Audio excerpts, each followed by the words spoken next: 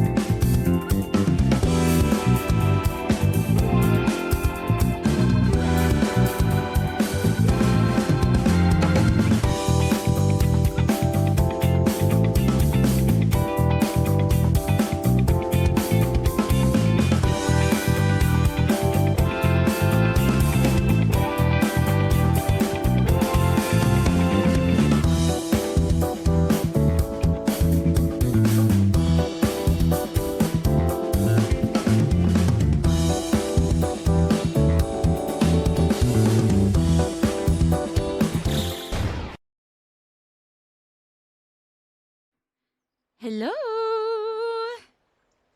Hello, hello. How do we do? Let me double check. My earbuds put in properly? There we go. Okay. Or not earbuds, headphones. Okay. I think we are all set. All right. Hi, everybody. Magic Maddie here. Good to see you all. Hope you've been having a good day. If so, awesome. If not, don't worry. Take it easy on yourself. Welcome back to, well, a new week of streams, first of all. Sorry about the last cancellation. A few things popped up. Personal stuff I probably don't want to mention. Not because it's like super top secret or like super like dire. Actually, not dire at all. It's relatively good. It's just I don't know if I can say it for risk of accidentally doxing myself and or the wrong people hearing this. I don't know.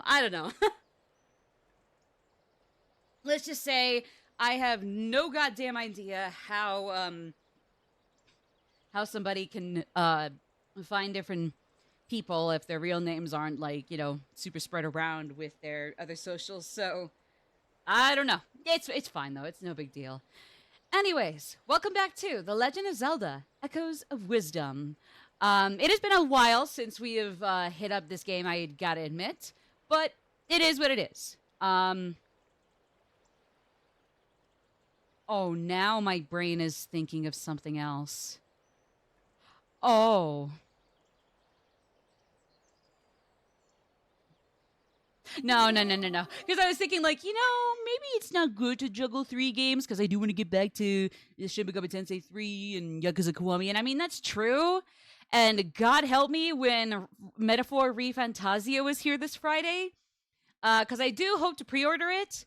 I do plan on pre-ordering it. I am just, that's not being played on the channel for a long while. My lineup as is already pretty long, so I mean, I'm not gonna have it at the end of the line, but it's gonna be a little bit before I get to play Metaphor on the channel here, and I might just honestly play my own playthrough in my own time, provided that priorities permit that of me. But in any case, it is what it is. No, because I'm thinking like, oh, it might be a little juggle this, but it's like, I mean, yes, but also, nah. I can juggle this easy peasy. This is not a hard thing to juggle at all. Like this, and like juggling Zelda, Yakuza Kiwami, Shin Megami Tensei being held off a little bit until I'm ready for Matador. It's not difficult. It'll just take a second, so it's like, it is what it is, for lack of a better word. That's really the best way I could put it. But in either case, what I will mention is, and I mean this in a good way, since I like to think that if anything, it'll help us get further along for the most part. But I do want to be transparent about this all the same. Please be aware that I have been playing this game in my spare time once in a while. I've been trying to juggle it a little bit with the SMT3 grinding before I get it back on stream for Matador. But until then, I have at least been trying to play this game for myself. I'm not going to give away any spoilers, but I will say, one, it's lovely. It's so much fun. It is so nice and pleasant, and yet, like, when they give you some brain teasers or just, like don't give everything to you on it, or give you, like, the victory prize and conditions on a silver platter, like, they really go out of their way to fuck with you. And it's not necessarily ever unfair, because if anything, while it is super pleasant and can be tricky, there are times where, like, if anything, okay, well, I don't want to give spoilers, so I'll just say that if anything, if there was one little thing I had, and it's not even a big criticism or thing I don't like, it's just something that I kind of prefer how it went before, but I'm not too upset or unhappy with how it is here. The temples or the main dungeons in this game, and really like even the side ones, are very linear. Like, granted, there's a lot of puzzles amidst them all, obviously, because with the game's focus, at the very least, they can make sure the puzzles are like you know, are the way they are. It's just, yeah. If anything, that does mean that the dungeons can be really, really linear. Again, not a bad thing per se, just personally not ideal in my eyes. Anyways, I don't know. I don't know. Your mileage may vary. I can understand why people might actually think that the more linear dungeons at least work in this case, and they're still pretty fun. They're just not quite my most ideal style of Zelda dungeon, but it's okay. This is still a lovely game, so if you were sitting on the fence with this, like really, aside from the dungeons being more puzzle-oriented, but then otherwise they go down a very obvious straight path once you figure them out, I would say this game is really fun. I have not beaten the game yet, for the record. I hope I didn't insinuate that, because not quite, not yet. But I am pretty close to the end on my personal playthrough. But after a while, it was kind of like, you know what? I could I could just steamroll my way towards the actual end final boss here. But no, I'm just gonna get as many collectibles as possible, and I have. There's only one heart piece that I need to collect, and then I'll actually have the full health line you could have. Just 2 rows of 10, 15 hearts? I lost count, admittedly. 10 or 15. I'm pretty sure 10, so 20 in total. So I just need 1 heart piece. Not even one container, but just a heart piece. And then we should be golden. But, yeah. One thing okay. There we go. Okay. It's gonna take me a second to figure out what I can do in this playthrough compared to what I have been able to do further into my personal playthrough. But I'll play as fair as possible. It's not hard to, get my bearings and figure out what I still have yet to do in this game versus my other file. And I'm not gonna spoil anything because honestly, aside from one event, maybe technically more than maybe 2 or 3 technically, I don't know what I could technically spoil you guys on, but even if there is more than 2 or 3, or even with those 2 or 3, I'm not gonna say anything. My lips are sealed if you're concerned with spoilers. I will admit you do not really have to worry about understanding the plot of other Zeldas to understand what's going on here. I'll let you guys know if people who might not be familiar with Zelda need to know something cool or other, or some wink or nod or other. For example, the Zora. There's 2 types of Zoras, and both of them have been seen around the block before in the Zelda launch lineup, or Zelda game lineup, mainline Tomato Tomato. But yeah. Okay, this is going to be fucky. So yeah, hopefully that makes sense. So, okay. Because there is an accessory. This is not a major spoiler, by the way, so don't worry. But there is an accessory you can get in the game here that allows you to jump way, way higher than I'm jumping right now. So I would say if there's one thing I really got to get used to, it's that, yeah, I don't have that accessory. And honestly, I probably shouldn't have that accessory by this point in the game. That would kind of make things pretty broken. So honestly, you know what? Lesser jump it is. At least for now, I'd say fair enough game. But believe me, once I get that little bracelet thing that lets you jump faster or jump higher, I guess. I mean, really, the Rift monsters and their head honcho, or more than one head honchos, not saying exactly, they're fucked when I get a higher jump accessory. When I get it, it's over. I'm telling ya. Oh yeah. Okay, so...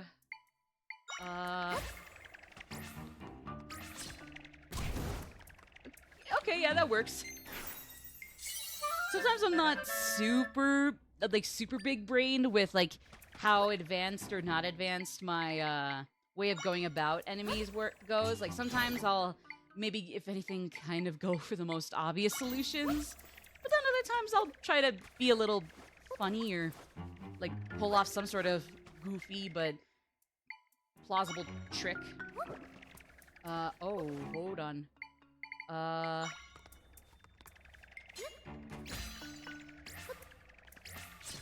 Hit. There we go. So yeah. Oh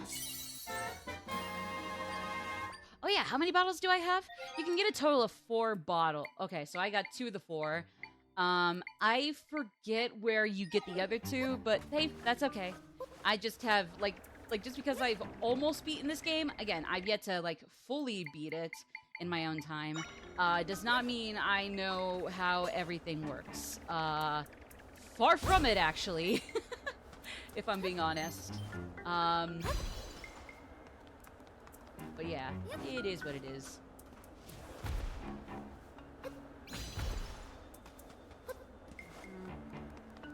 Okay, this might be a little weird.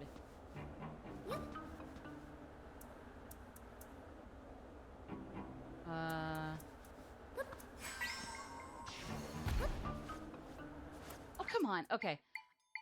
Right. Yeah, can you guys tell I really got spoiled by, my other playthrough where as soon as I get that high jump accessory, like, everything just is laid out smoothly for me. Like, I become a machine whenever I get that accessory. Based on my one personal playthrough I've gotten ahead of in my own time. Who knows? Maybe otherwise, like, maybe I'm just imagining myself right now as being way better than I actually am. But again, maybe that'll make this fun. It's like, how do I get us back to where I am, or how do I get us ahead without everything I have at the second in my own playthrough? I think it'll be fun. You know? Because, like, sometimes I don't mind playing games completely blind on stream and leaving them to whatever we do on stream. Like, whatever we do while we're on stream is the farthest I will get in a game, you know? Something like that.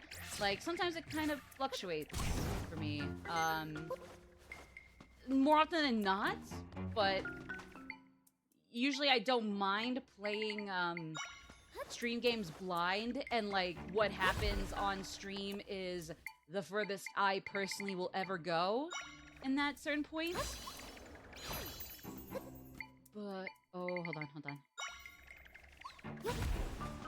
Oh, God. Oh, God. Okay. Whew. Okay, I'm not gonna worry about, that extra little spinny guy, to be honest. It is what it is. Oh. Hey! Okay? Scare the raps off the Gibdos, Plaid Boom. Look, I know we don't have the Shroud, and, like, this is supposed to be the good version of those games, but, like, come on, work with me here. Kill them! Alright, fuck you.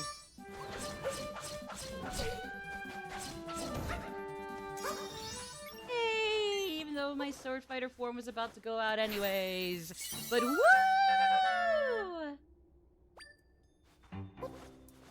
Alright, let's see.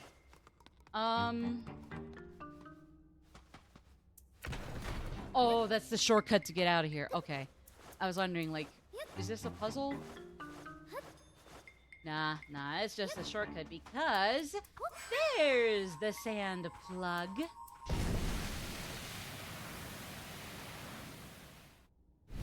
That is weirdly satisfying to watch. Just like, as soon as you pop that sucker back, it just a clean stream of beige yellow sand. I love it. I don't know, something weirdly satisfying about that. Or maybe it's not just me. I don't know. It's here. Okay. Here we go. And 1 and 2 and ooh, yes, please. Thank you. Thank you. Which one gives me the least? Well, I mean, that's still not all that I want. Okay, it's fine. It's fine. Roll with the punches, you know. You guys, if you guys know me, you know. I need to roll with the punches whether I like it or not. That's okay, though. That's okay. Again, the reason that, like, me being almost to the final boss on my personal playthrough shouldn't actually really matter all too much with my stream playthrough. Because especially when I'm very stripped down of a lot of my abilities and I still have to get through a lot to catch up here. Like, you know, honestly, if anything, it's kind of fun. Seeing, like, what I can do until I slowly but surely get back all the abilities I have closer to the end and for myself. But, yeah.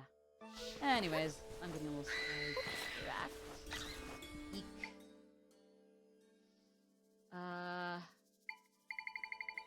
Either way, I think we're about ready to get into the actual dungeon. Are there any enemies I haven't made echoes of, or... I think that's all the enemies I've been able to make echoes of. And then actual, like, inanimate objects will probably come naturally as we get further along. I forgot it was over here. Whoopsie doodles. Ah, the Gerudo Sanctum, baby. Stand back, Zelda. I'm... Did they give Tri's gender or pronouns at least? Do we know what Tri's pronouns or gender is, or is Tri being a they just fine? Like, is Tri being a they just fine for now, or was it ever clarified? Because I'm pretty sure it's never been clarified. Which isn't bad either. I'm just gonna refer to Tri as they instead of he or she as much as I can. So, yeah. You know, it's not hard to. It's easy to not be a dick. You know, especially when you go about it with intentions. It's not easy. It's not easy to. No. It's not hard to not. It's not hard to be nice. Zelda, wasn't that Link? No, you're mistaken. That was Luigi. This is Brooklyn, not Hyrule, stupid. Hey, Valdemar, good to see you. Hello. Sorry to inform you this isn't One Piece, but it does have a pirate ship. Then again, I guess we all gotta get rid of some brain rot. For you, it's the One Piece brain rot. For me, not the Persona brain rot. No, God, no. Just maybe the Zorudo brain rot. I mean, there's a wrecked pirate ship in the Zora Jabul waters. More so the sea as opposed to the river, because there's, for those unaware, two types of pre-existing Zora subspecies hang around in this game. Both exist in this game. Coexist peacefully. And honestly, I love that. Finally. Well, actually, no, not peacefully to an extent, but I guess that's kind of getting into main story quest spoilers, so I'm gonna shun. We're not gonna make it through that in time. But technically, Hyrule Warriors was developed by the same company who did Pyro Warriors.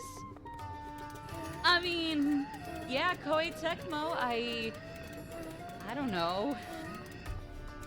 Because this is made by Grezzo, the guys who made the Link's Awakening remake, and probably a lot more than just that. I'm not sure. What have they done besides the Link's Awakening remake? Or has that basically been like their or is that actually what their debut Nintendo game is? Or debut Nintendo licensed published game? I'm curious about that. I'm very intrigued. But either way.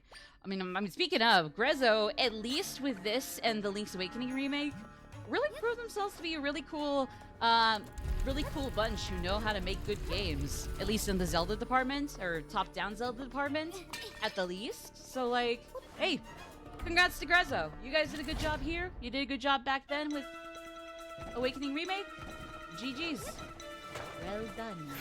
I gotta jump the millisecond we go back. Oh, Oh!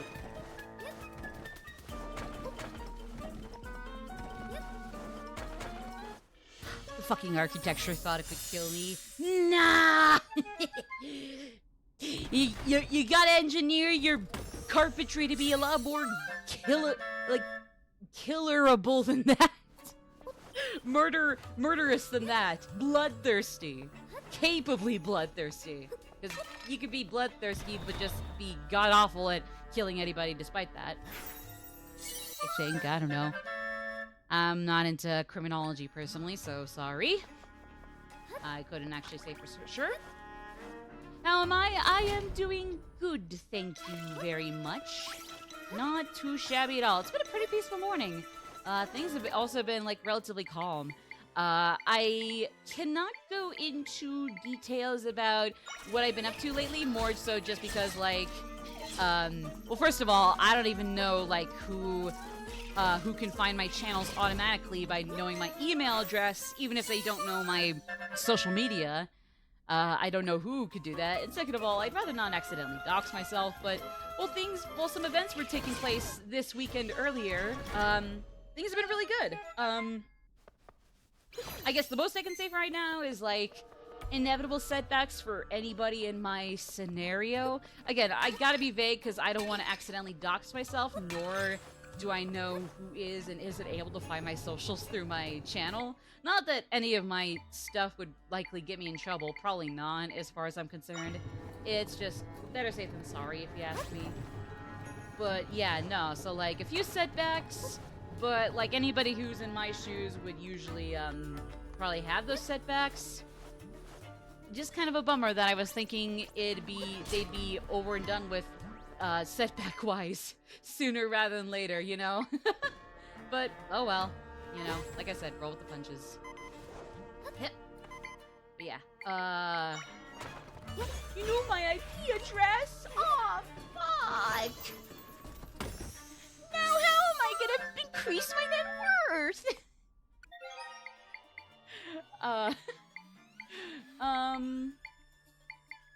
What was I trying to... Oh yeah, milky smoothie. Okay.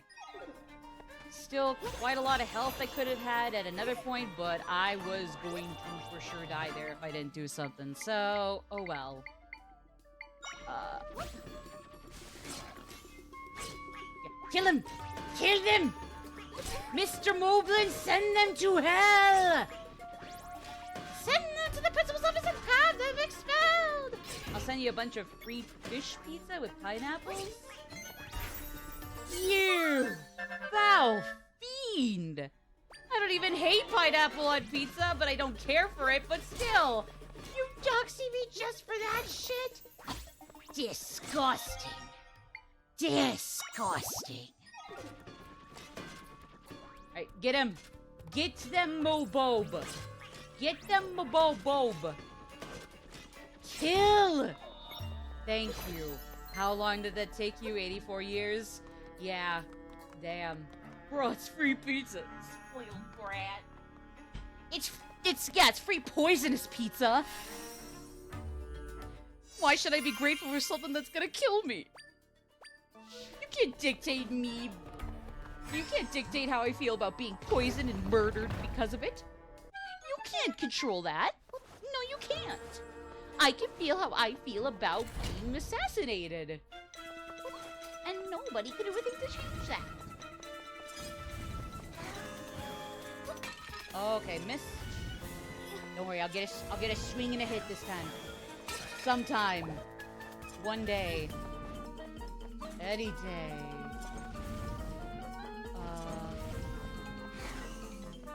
Yeah. What are you gonna do? I'll cancel you for not accepting my pizzas. Go ahead and try. I guarantee you'll be the one canceled when they figure out what you tried to feed me.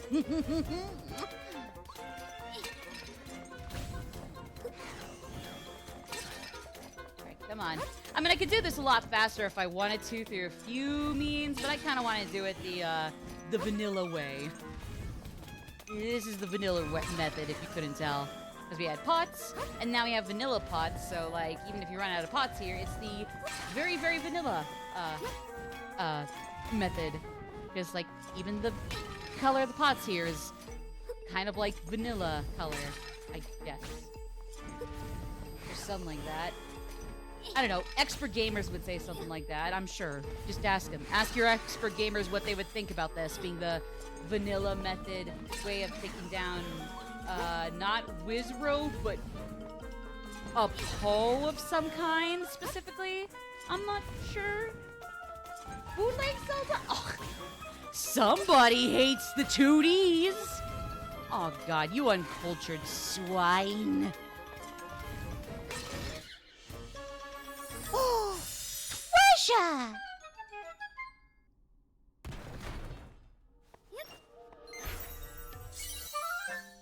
Treasure! And yeah, okay, so it's just a Poe. Like, Poe Kung Fu Panda, but with the E. Close enough. Oh, it's close enough! We all know that Santa Claus Saves the Earth is the real 2D platformer. Santa Claus got a Game of the Year? Oh my god! Why didn't we see that at the Game Awards? Jeff Keighley, you fool! He'll pay for never nominating Santa Saves the World for Game of the Year. That just screams... I mean, that just screams well-deserved Game Award bait. Honestly, he probably would do something like that for, like, not even a genuinely awesome-looking Santa Claus platformer, but, like, you know, just one that is like, Santa Claus Saves the World. Or Saves the Earth, excuse me. He would genuinely do that. Just, like, introduce it as though it is, like, the grand return of, like, I don't know, like, some other Atlas or Nintendo title, fucking F-Zero. Like, he's gonna announce it like it's been something heavily requested and heavily requested for years on end, with an insane legacy that should not be forgotten and now will not be forgotten. I should play Palmer's Door Ties. No. I'm sorry, I don't mean to be the buzzkill, but unironically, can't even joke about it. No. Like, believe me, I know what happens in that game, and, like, especially if Twitch and or YouTube weren't such bitches about obvious stupid gaming, like, I would have considered it, but, in all seriousness, because I can't even joke about it again, no. No.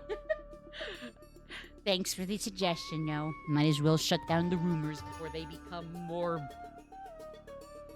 plausible, but not at all. It is blue in color with large tusks and a long nose. The elephants? Oh, right, because I got a snake there. Let me use the Poe here. That might be a lot of fun. That should be fun. Hold up. There we go. No, no, no! Come to me! Yes. There we go. Yes. I mean, you watched those videos in Yakuza's Heroes, so... And then we had to speedrun them, and then we had to speedrun them after some time. Because admittedly, I mean, hey, those were at least a little tame. I mean, a little tame, sure, but still a little tamer in comparison, so, like, no. No thank you. No thank you, guys. No, no, no. Okay? In all seriousness, that's not happening.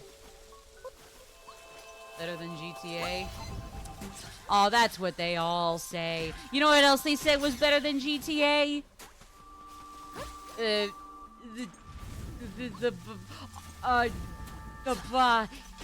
E.T. for Atari. And you know what it did in the 80s? You know what they did to the video game market in the 80s? Yeah. Checkmate. Oh yeah, and your mom was pretty good too. Yeah, I mean, definitely better than GTA, but I mean, like, to be fair, that was kind of a fact. Like, E.T. Atari was claimed to be better than GTA. Not true. Crashed the video game market in the 80s for that. Now, your mom? Hell yeah, yeah, definitely better than GTA. I agree. But like, that's the thing. That's not proving my point. I mean, sure, it causes suffering to whoever the mom is the mom of, but you know, again, kind of a whole different conversation and point there. You know. Yeah, I know. Oh, treasure! Look, Rhea! Look, Rhea! A mushroom! Just points at it for like a whole awkward silent 10 seconds. For those confused or apparently like, oh fuck, she knows. I don't really think they're that popular of like those very cult followed so bad it's good schlock sticks. But I honestly even forget his name. Neil Breen? I don't even remember his name. Oh no. But yeah, I have seen videos on that movie. And I admittedly might have let that spoil me on trying to watch it for myself. But to be fair, some of the later plot points in one of those movies he made, or actually no, in one of them, like no, he made several. That can mean so that can mean anything. But anyways, Maddie, opinions on cheese? Specific kind of cheese or cheese in general? Because that can mean anything when you just say opinion on a cheese. You know, nothing personal, just a matter of fact. The latter? Good question.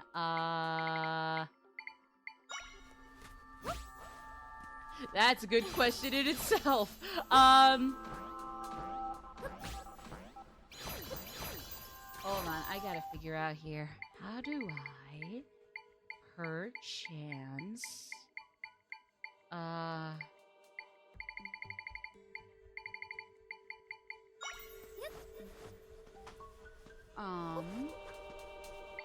opinions on cheese. So cheese in general. I'd say it's pretty good. Pretty good.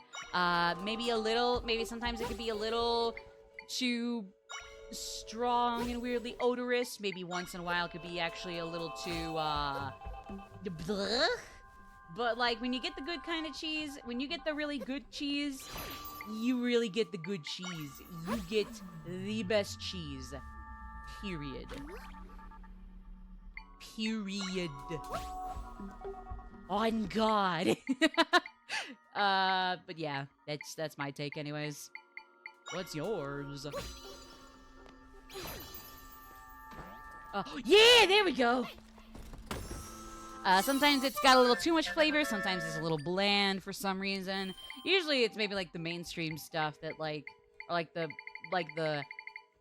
I don't know. Well, actually, I don't really think there's a mainstream cheese brand, but like there are certain cheese brands, really, if anything, that like do not really have any flavor whatsoever. Like obviously the strong ones can be a bit much, but at least they got something for them.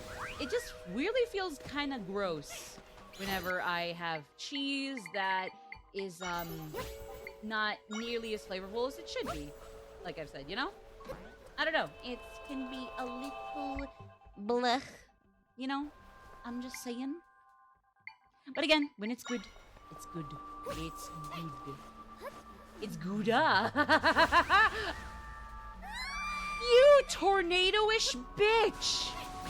You windy bitch! You twisted cunt! Fuck you! Fuck you! Nah, I'm kidding. I'm teasing. I still hurt their feelings, didn't I?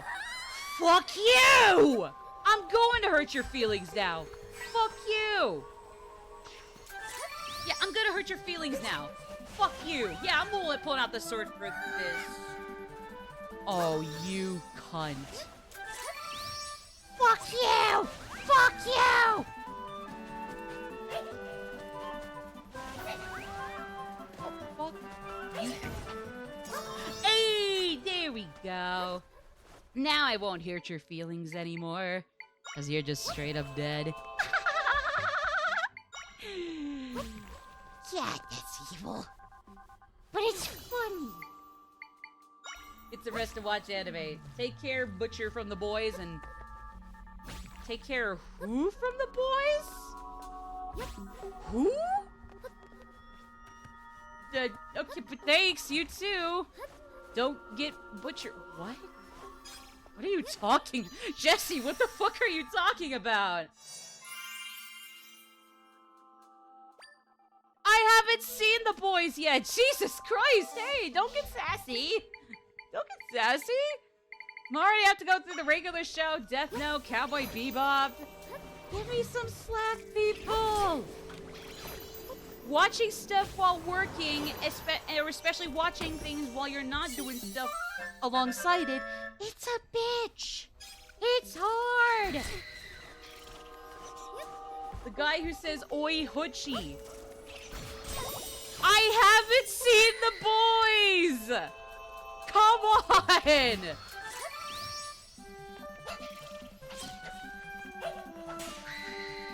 Oh God. Oh fuck.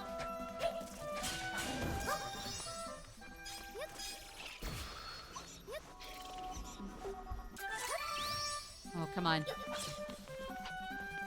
Come on.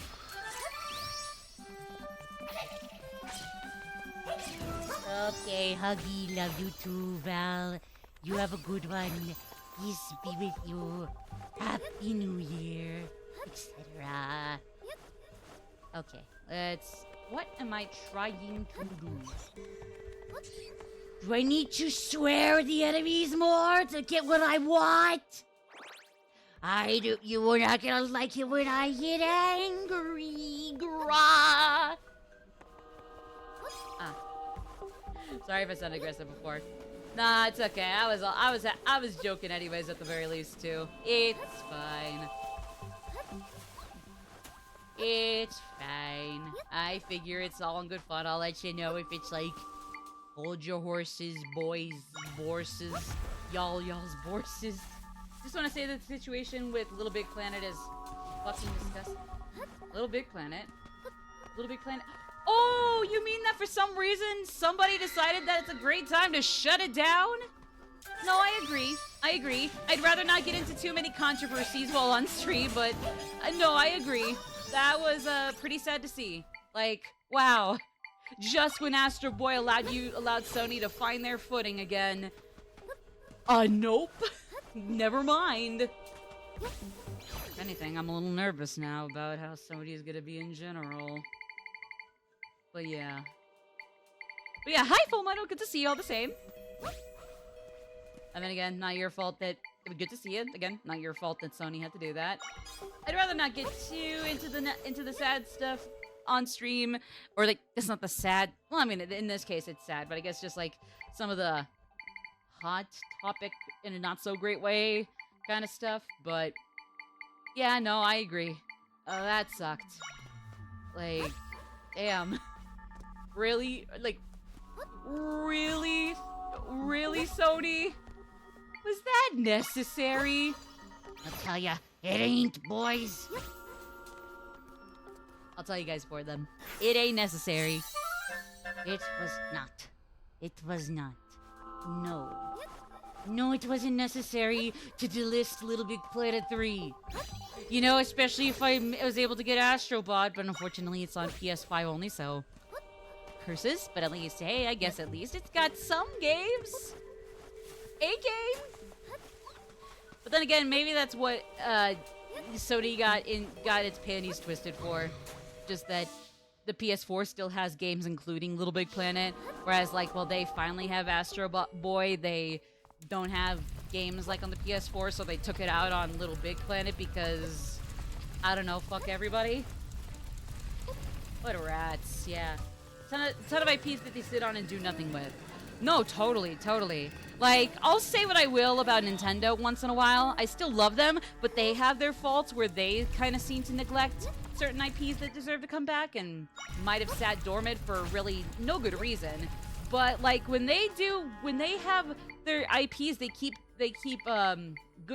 take good care of. Like they really give a damn about those ones. Like, when they got the ones they gotta take care of, or actually take care of, like, they'll treat them well. Like, obviously, once in a while, they'll screw up, don't get me wrong. But, like, when they have to treat their IPs actually decently, with basic respect, as every IP of theirs ever is their babies, like, they'll actually give a shit about them, you know? And, like, obviously, there's still a lot that they've had, like, somewhat abandoned that would be just as fine, if not maybe actually ideal, having, being brought back. And yet they don't. Like, don't get me wrong. I don't deny that F-Zero would be a great racing game for me to get into. Having Kid Icarus back, while at least it's gotten something on the 3DS lately, that would still be really nice to see get bigger and better after the 3DS. But like, you know, when they actually do bring back those IPs, they do everything in their power nowadays to actually take care of them. I would say the only exception, at least in recent memory as well, would be Chibi Robo. I mean, I guess Ziplash might technically be a fairly dumb but harmless platformer, but fuck ton of people say otherwise, including certain ones. And I mean, I don't blame them either. I mean, I haven't played it, so like, for all I know, they're probably right.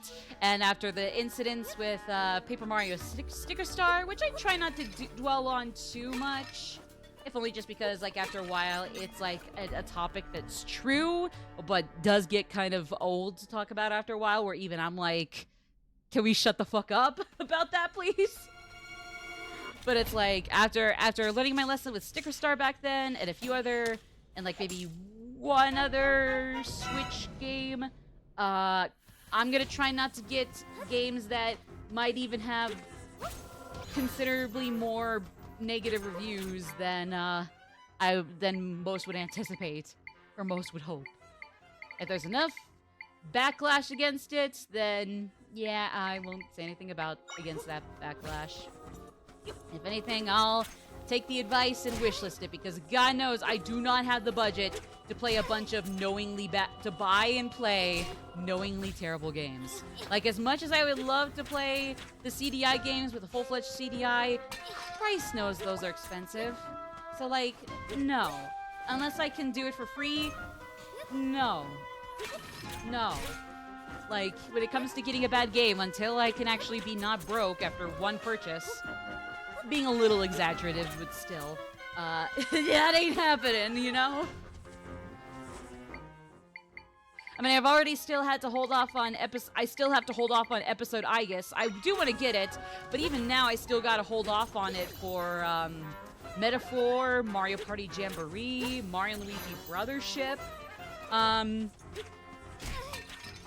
Depending on how my budget looks down the road, though, I think at least, at the earliest, after Mario and Luigi is in the bag for me, I'll probably get episode I guess then.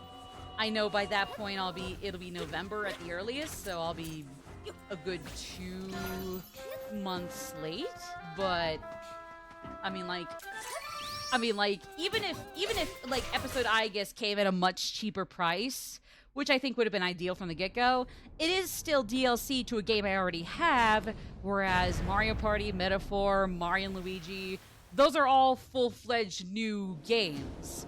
Like, if it were Persona 3 Reload itself, like, if I had to choose between that and Zelda this September, the whole Persona 3 Reload game, that'd be one thing, but obviously, no. I got that in February, beat it on stream, this last July? Actually, I think maybe a little sooner or later? I honestly don't know. Huh. I actually don't know. I actually forgot when I beat that. Oh god, this is gonna be a bitch. Someone pointed out how 90% of the Ratchet & Clank series is not available for modern platforms, but they felt the need to remaster The Last of Us. Oh my god, exactly. again, I don't want to bitch too much about The Last of Us since I've made my points on it pretty damn clear. Basically, for those unaware, I was initially pretty interested in playing it, and for people who have played it and do like it, I'm not gonna fault them or throw a fit at them, because at that point, I'm just kind of being a prick. I just personally have lost all interest in it. Not only does Neil Druckmann seem like a very insufferably egotistical and pretentious asshat, like, I'm somebody who needs really badly to have some decent self-confidence, but even I look at him and just see, like, oh my god, this guy's a dick. This guy seems overwhelming as fuck. And yet at the same time, he's so overwhelming despite having so little power to back it up, or so little influence and charm to back it up. Not only that, but of course that it turns out that The Last of Us was based on a Zionist perspective of everything going on in Palestine back then, and is especially pretty rough when it starts to get, like, more public circulation now, provided that the news isn't forced to suck up to the god-awful war criminal government there. But yeah, so because of those things, after a while, it would just went from, like, I'm not in a rush to play The Last of Us, but I'm relatively interested, to I've lost any and all interest I have had before, and unless Neil Druckmann has a complete and utter drastic change of heart, as with The Last of Us getting a non-genocide praising reboot, fuck that shit. I'm not interested anymore. All of it, boop, out the window. Again, people who've played it, people who've liked it still, I'm not gonna be upset at you. It's all good. I really don't feel the need to have qualms with you guys, or the people who do like it and have played it, as long as they're not, as long as, they are able to, not be Zionist pricks in kind. I just still do not give a rat's ass for it anymore. And that is it's just as simple as that for me. Resident Evil's the better zombie game anyway. I mean, yeah, absolutely. At least it's got sure, it's, like, Capcom has screwed up here or there, but they still have quite a lot under their bucket where, like, I would be at least slightly more forgiving of them than I would be of, Naughty Dog, Or at least, like, the people responsible for, like, the really bad decisions. Like, not to say that every animator, actor, cast, or crew member is complicit in, like, the really nasty parts of The Last of Us. Really, at the very least, it's Neil Druckmann and, by extension, the corporate overlords that still suck no matter what. But when it comes down to everybody else, aside from the corporate bigwigs, like, no, I don't necessarily take issue with them, if only because I like to think that they are doing their job. At least they are just doing their job, whether they like it or not. And if anything, I think that they probably deserve some of the most grace out of anybody else associated with pretty nasty, problematic companies, businesses, corporates, studios, etc., Like, I think they deserve a lot more grace, especially when, like, whether they like it or not, whether we like it or not, it's not as easy as saying, like, oh, this place has been so gross, oh, I am still able to pack up and move away. Like, no.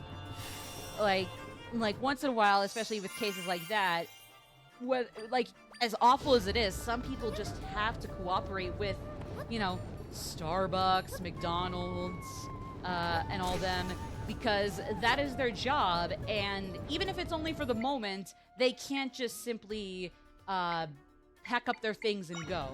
Like, they, like, it's like they still kind of gotta play a waiting game, except in their case, it might actually be a lot more arduous and troubling than, like, some people screaming at them to quit might make it out to be. Like, nah, it's not that easy to just say, yeah, this company sucks, I'm going to immediately pack up and move.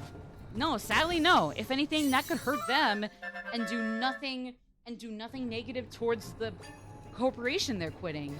If anything, maybe it'll profit them somehow, as cruel as that prospect is, and just genuinely Ugh, you know? But yeah,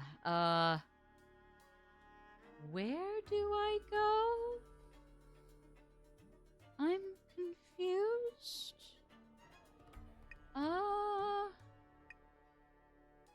Oh, wait. Oh. Oh, I get it. Okay, it took me a second, but I get it. Okay, I know where to go. Resident Evil also has some fine-looking women. True. Like, who the hell is that Ada Wong lady? And where do I work? In what games could I see her? Even if it's just through playthroughs on YouTube?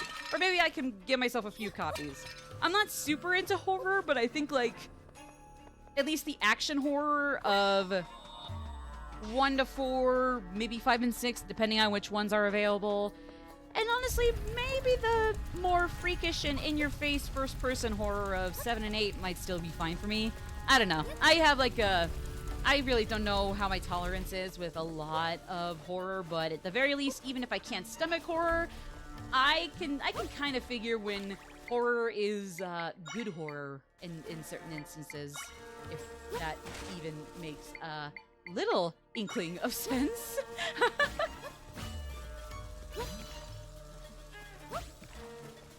Okay, there we go. My bad. Yeah, because there's Adam. No, Ada. Why did I say Adam? Ada Wong. She's really pretty. I love that one. Like, I guess I love that one dress she has. I don't know if it's her one outfit or not. I'm pretty sure she's got like a bunch of them. But I like the one where it's like kind of a burgundy maroon dress with like a long slit, like a high leg slit down one of them, and she's got like little, like, what's it called, thigh belt or like leg around wrap or like garter belt maybe. Whatever it is, it looks like one of those things where she could keep like a secret knife or gun. I don't know. Basically, all I'm saying is, yeah, I agree. She's pretty. She's pretty.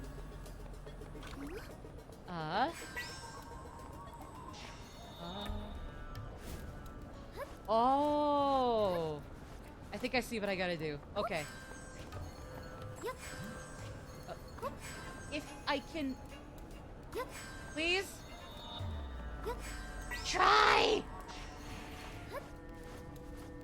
Thank you. Thank you, try. Took us a second to get that figured out, but at least we did it. Original Resident Evil 4. Yeah. Yeah, I don't know. I think that's a really pretty dress. Yeah, that's just a really, really pretty dress. Like, it seems like one of those like super formal or sexy outfits that, like, on paper shouldn't be practical, but in execution, if only just because of her character, whatever that character means, nah, it works well and just absolutely serves. You know? Yeah. Again, I'm not super familiar with Resident Evil outside of basic synopses for at least like some of the games.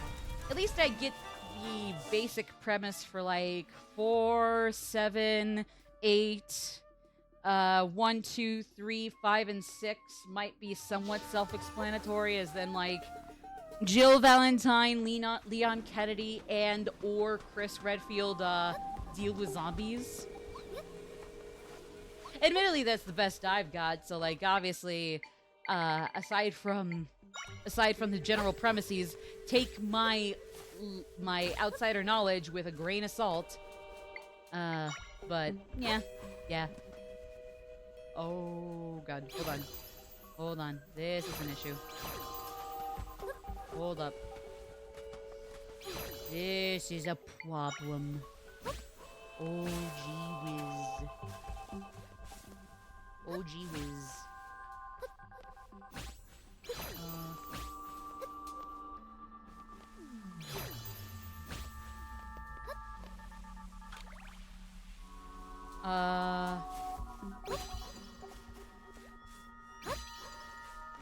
This is a pickle. This is a problem. This is a problem.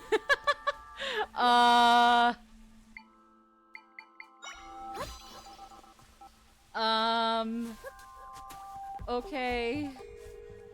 This is an issue.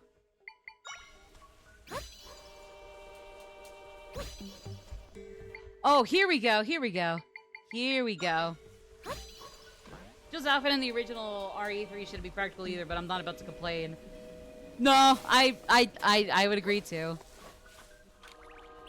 I mean, like, sure, obviously, if something looks nice but is, like, so impossibly impractical, unlike something like Jill or Ada, then, like, sure, I would have to say, sorry, we gotta pull out the sheriff's hat for that, but...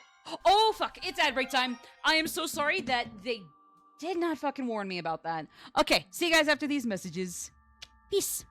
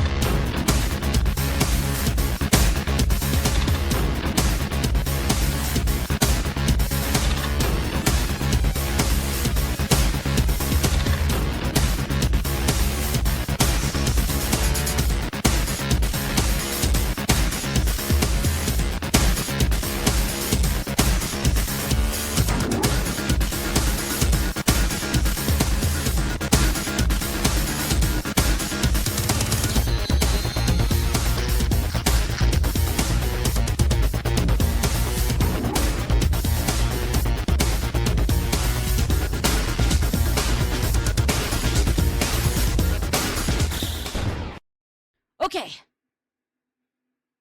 Wanna come hang out, puppy? Come hang out, puppy. Where in the frick is the goddamn Elgato? Hello? Uh-oh. Anyways, I was saying, I actually forgot. Uh-oh. Oh yeah. So, no, about, like, seemingly impractical, surprisingly actually are practical, sexy outfits, as opposed to the ones that are sexy or not sexy, but just very practical after all. Um, Okay, well, first of all, I actually gotta fix my Elgato here. No idea why it suddenly died out or like suddenly had communication errors. It's common, unfortunately. It's common for the Elgato to take eons to pull itself together. Doesn't mean it doesn't suck. Like, it sucks. It really sucks. It is a nuisance, to say the least. But, I mean, like, sure, like, I mean, I think, like, with in the case of Ada and Jill, because, yeah, like, miniskirt, right? Or shorts. Mini shirt. No, it was a miniskirt and tube top, right? Or she wore something like either or both of those in one of the games. Like, sure, it's not practical. Like, some really nice looking outfits, longer or shorter, just aren't going to be practical for combat, especially if it's like, you know, improvised and one mistake can really screw up everything and kill you. But I mean, like, if it works, honestly, serve and let it work at the same time. Jill had the skirt, Claire and RE2 had the shirt. Oh, that's probably what I'm thinking of, because that's the one that got remade. Or did they also remake 3?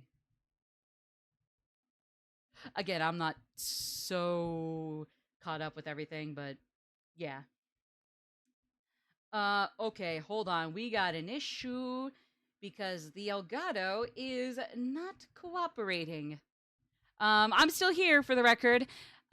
It's just for some reason it decided to be a dick this time in this weirdly specific incident. Don't know why. Here we go. Here we go. Yes! Yes! Okay, they remade both. Awesome. I did it! Yeah! Okay. All right. We now return to the real Legend of Zelda.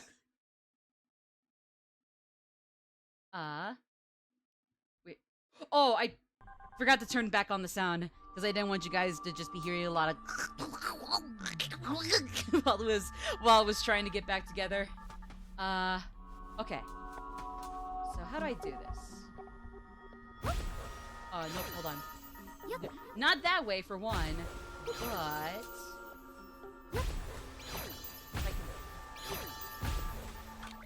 okay, I think that is the farthest I can make it, so oh well. Okay. Yep. Go ahead. There we go. Okay, so basically it's kind of like how most series remakes would go, or at least that's how the Yakuza series Kiwami games seem to be going, where like they'll just go in order, and if they got a remake from there, they'll remake it from there. Honestly, I guess that's pretty fair. Unless Resident Evil 3 was like this timeless classic that actually ages better in the future. No idea why they would skip certain games that need to be remade over others. Because again, like if there's a chance for certain improvements graphically, story-wise, mechanically, I would say go for it. It's only if like a game is like super is not like too outdated or like not much can be changed then and now that could be. Those would probably be the only issues anybody could have for remakes. And I mean, like, don't get me wrong, there are some of those genuinely pointless eye roller cash grabs out there. But I mean, when they make a good remake out in the gaming biz, they make a good remake. They nail it. Oh, okay. We're here. Hold on. I know how to do this. Nope, I don't. Never mind. Okay. How do I...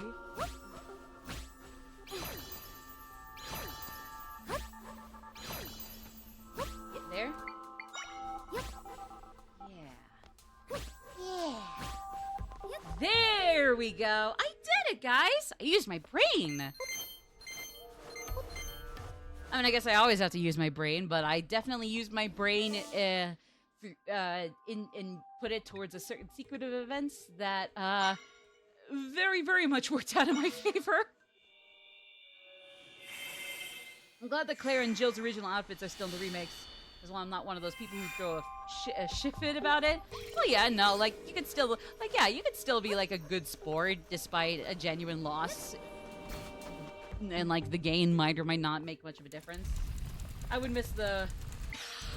I mean, because, like, no, I would imagine that, like, hey, if they rocked it before, they could rock it again, even if just as, like, a secondary costume. Like, I imagine that, like, otherwise their main outfits would want some updates, but, like, if you want to go original, you could go original. Like, kind of like how you can have costumes in Reload. Like, you want to go with the original uniforms with the Seize armband? Go ahead. Go ahead. I mean, like... I mean, in that case, compared to, say, a Persona 4's remake in several years from now, because please don't remake it anytime soon. It's still too soon for a 4 remake. Not that it's gonna be too soon for too many years, but like, at least for right now, it's still a little too soon still.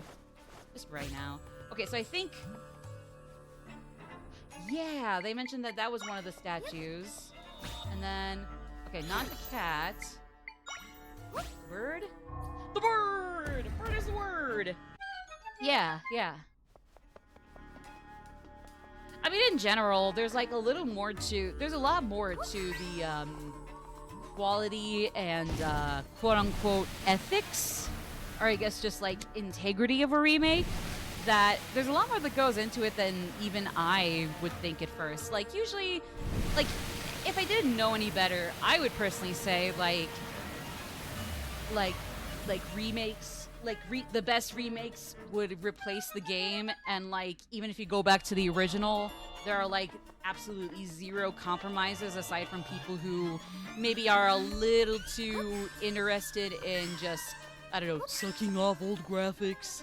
Like, as crass as that is. And honestly, yeah, definitely a little harsh and not quite not exactly really what the issue would be, if any. But it's like, yeah, no, like, sometimes it's as simple as a remake is actually not the ideal version. Like, more often than not, it'll be a good version that is newer, and at the very least, it'll make a lot of, it'll make that game accessible in general. But more often than not, even a great remake, in my opinion, doesn't necessarily replace the original. And it's definitely tough to say that, because more often than not, with at least every other category, usually you can go with the remakes of certain games and you'll be just fine. But in other cases, as sad as it could be to admit, it really doesn't work out that easy. It's not like you just go to the recent version of the game, oh boop, I'm getting the whole experience. Sometimes not necessarily. And I think more often than not, people give remakes a little too much flack. But at the same time, especially when remakes in games or movies get it wrong, I can see why people give them flack. At least in the case of the Until Dawn remake. Yes, a 2014 PS4 remaster, a PS4 game, and no, it wasn't even a remaster like The Last of Us Part 1, which was already pretty dumb. Nah, it was a full-fledged remake of a game that looked gorgeous even now, and if anything, looks objectively fugly in the new one, you know? Like, Persona 3, I understand why people would say that while a lot of the cutscenes, while some of the cutscenes can be super damn pretty and the graphics look really nice and whatnot, that, like, the old cutscenes had some charm in having very clunky and maybe admittedly somewhat blech looking, drawing, like sketches and whatnot, or I guess lines, I guess way of them being drawn. But even with that, they kind of worked with it, not even around the lesser quality drawings and sickliness of the characters or scenes and whatnot. They didn't work around it, they worked with it with the original Persona 3. Like, yeah, some of the characters look so damn wonky or goofy or mismatched, but in weird ways, it definitely worked with the sickly and somewhat creepy, but also sometimes genuinely pretty nice looking art of the game. You know, like it definitely seems to kind of fluctuate for people. I think that more often than not, the pros to Reload outweigh the cons. I can see why people might prefer the original to Reload still, but me personally, I would say that, like, as long as you keep in mind that you should definitely check out the original cutscenes just for posterity in your own time. Like, aside from that, I would say there's not too much of a downgrade from OG to Reload. And again, it is definitely kind of a thing where your mileage may vary.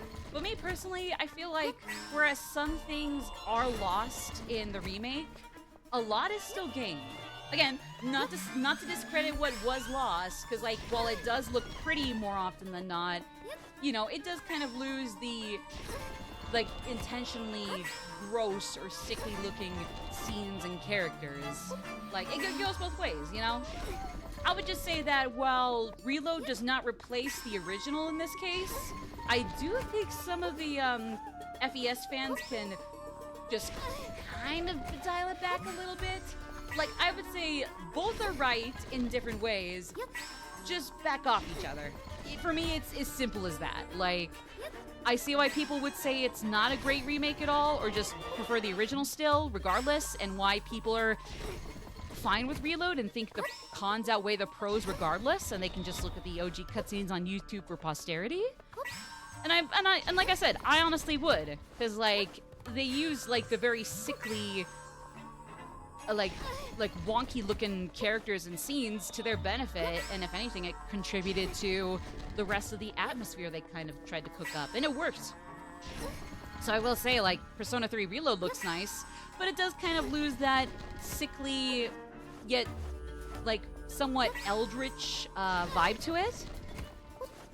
But when Reload does get it right, don't get me wrong, they very much get it right. There really is no one definitive version of Persona 3, in my opinion. Say you play one, you miss out on what the other versions have to offer because they each offer a different experience. Absolutely. Absolutely. No, I agree with that.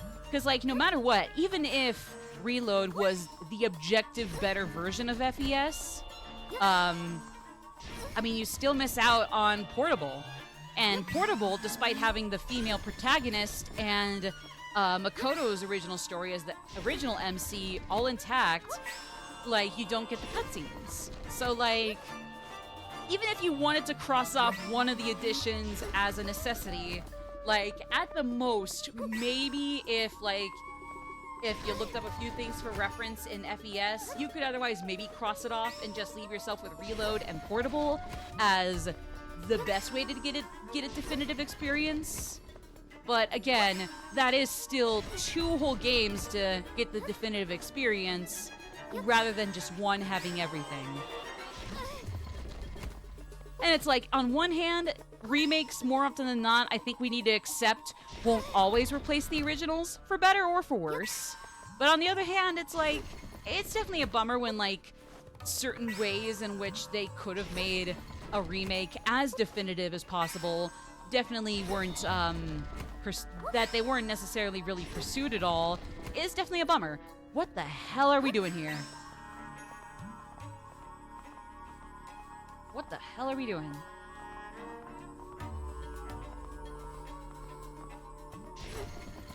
I do not understand. Oh! Okay! I was wondering what the hell that was doing. It was being so stubborn. Oh my god. Okay. Whew. Okay. Because I'm like, what am I doing? But nah, we're okay. We're okay. Just scared me for a hot little bit there, like, am I missing something? And I mean, for a moment I was, yeah, but there we go. See, I just downloaded a mod for Portable that has the FES cutscenes back. Yeah, there's that, and then also, like, the Katone cutscene project, which I think is just for Portable as well. So it's like, I mean, hey, there's that. And it's not even to say, like, the Reload cutscenes. In my opinion, the Reload cutscenes are not bad at all. Far from it. I would just say, like, the only thing they lose more than anything is maybe some of the more, again, intentionally sickly, but then overall rather creepy and eldritch aesthetics. Like, even in moments where things are going very much right, like with Makoto awakening in the start of the game, or even like when things aren't necessarily going right. If anything, they might be going wrong, but aren't supposed to be like scary looking. Like, as weird as that example is, like Yukari showering. Like, that's not supposed to be scary. And as gorgeous as she is, I mean, just for one, as gorgeous as she is, I'd rather not be seeing that. But like in other cases, I would say like even then, the art back in FES looked like, again, intentionally kind of wonky with the lines and the animation, but they put a lot of work into the aesthetics to completely make up for that, and then some. I think I'm gonna get out of here. Hey, Meth, good to see you. What is up? Hey. We're going through Zelda Echoes of Wisdom. If you're not familiar with the rest of the Zelda series, do not worry at all. I can point out anything that Zelda newcomers might want to know, or people who don't know about Zelda, period. Like, I can point things out, but other than that, people who haven't played the other games, you're safe with this one. Like, trust me. Like, I'd say also get Breath of the Wild and or Tears of the Kingdom, but if you jump into a playthrough of your own or a stream of this, like, you're fine. I feel like FES did Makoto's Awakening better, if only because I prefer how animals do vicious Thanatos movements.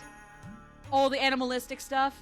Right. Yeah, no, that's the thing. It's like, the Reload version is super pretty, it gets the point across, and it still looks really good. It's just that it doesn't look as, like, scary, yet intentionally so. Because mind you, like, this is your main protagonist awakening to his persona, and yet it still is a lot more, like, gross and creepy looking, despite the obvious context being like, this is macabre, but it's still good, you know? And so, like, Reload, it looks really, really pretty, but, like, it doesn't quite have that same quality that the FES version had. Whereas the FES is a lot wonkier looking, but actually does have that strange paradox of being, like, you know, a good moment for your character. Technically, it's a good thing for Makoto. Depends on how you see it, with or without spoilers. But, you know, yeah. Speaking of which, I don't know who in this chat, if Myth or anybody else, has played FES or knows of FES spoilers. So, especially, at least here on, guys, if we're still on the subject, no Persona 3 spoilers, please. I'm not saying the Reload version is bad by any stretch. Yeah, no, exactly. Like, it's gorgeous, but it definitely loses that, like, you know, strangely, like, intentionally sickly, but in its own way, really, like, aesthetic rockin' edge to it. Whereas FES definitely looks a lot less, you know, it looks a little jargony and wonky in, like, I guess the lines, but it packs and makes up for it with, like, so much aesthetic and, like intentionally paradoxical creepiness packed in, and I love it personally. I love it both ways. I do wish we could have had the best of both worlds, but I think I can't really be too picky. As long as people will just rationally, you know, like, have their preference for one version over the other, or say, like, they prefer one way or the other, but can vibe with both. I think as long as as people just keep the peace and let people who want to play it one way or the other do their thing, I don't really mind either way. Like, don't get me wrong. Ideally, if I could help it, I'd like for us to have the best of both worlds.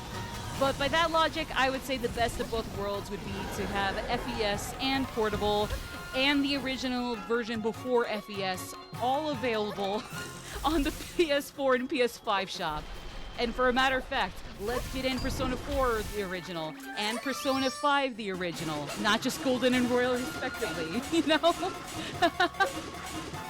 But, yeah, that's my take. It's like, in those cases, I would say Reload doesn't necessarily replace real FES, but if you can, like, get past its cons and, like, really get use out of its pros, I would say think nothing of that and have fun with Reload. At the same time, like, hey, if you really do prefer how FES did things, you know, you can have your own fun too. I'd say just everybody has their fun however they want to go about it with 3, and I don't think there should be any other genuine problems with that, you know? That's my take anyways. Eee! I'm surprised that tail didn't chop off after at least 3 swings. Oh well. I mean, it's an E for rated game. It'd be nothing. Might as well be a scratch for the mouse. It's an E-rated game, for Christ's sake. They need to try, guys. It's the tries. Actually, yeah, they're basically all called tries, or like Try and his Try Squad. I don't know.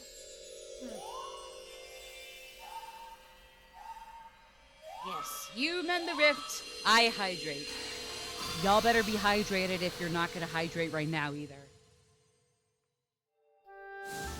Fine, just stay hydrated for yourselves regardless. Please. Please. So, yeah. Yeah.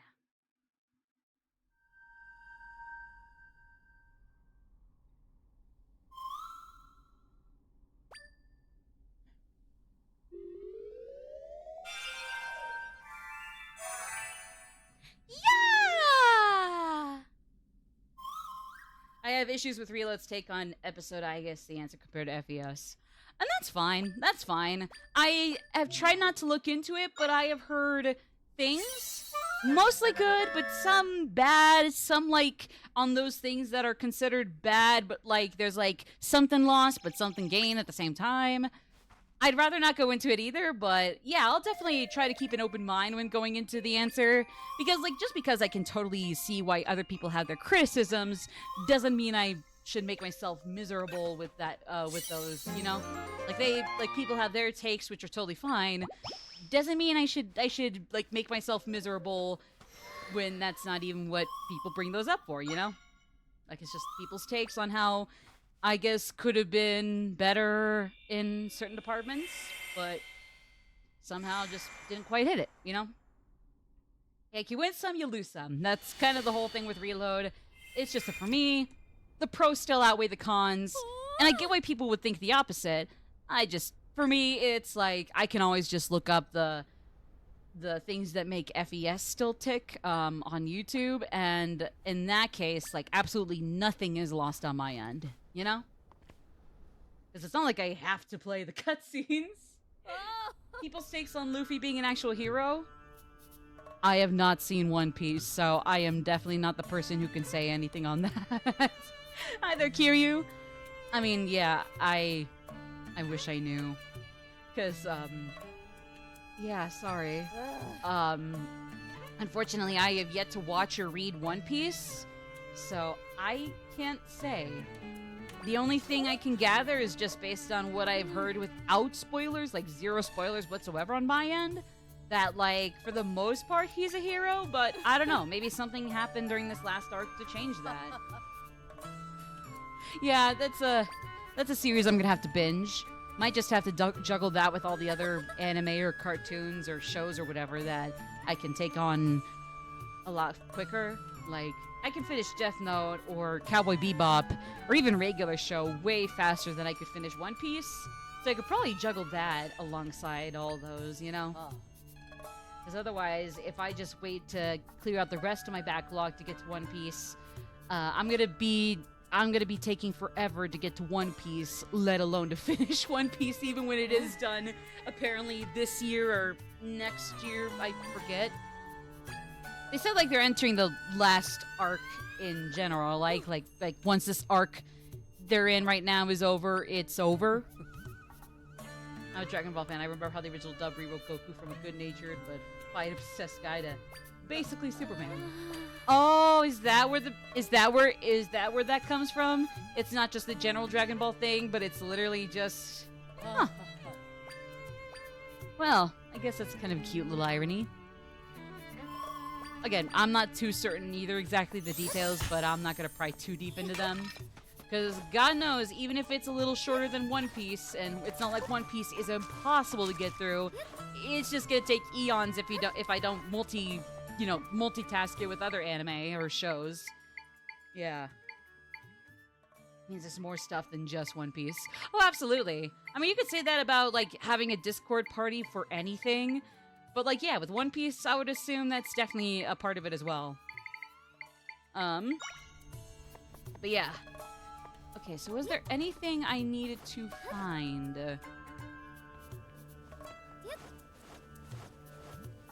Or just...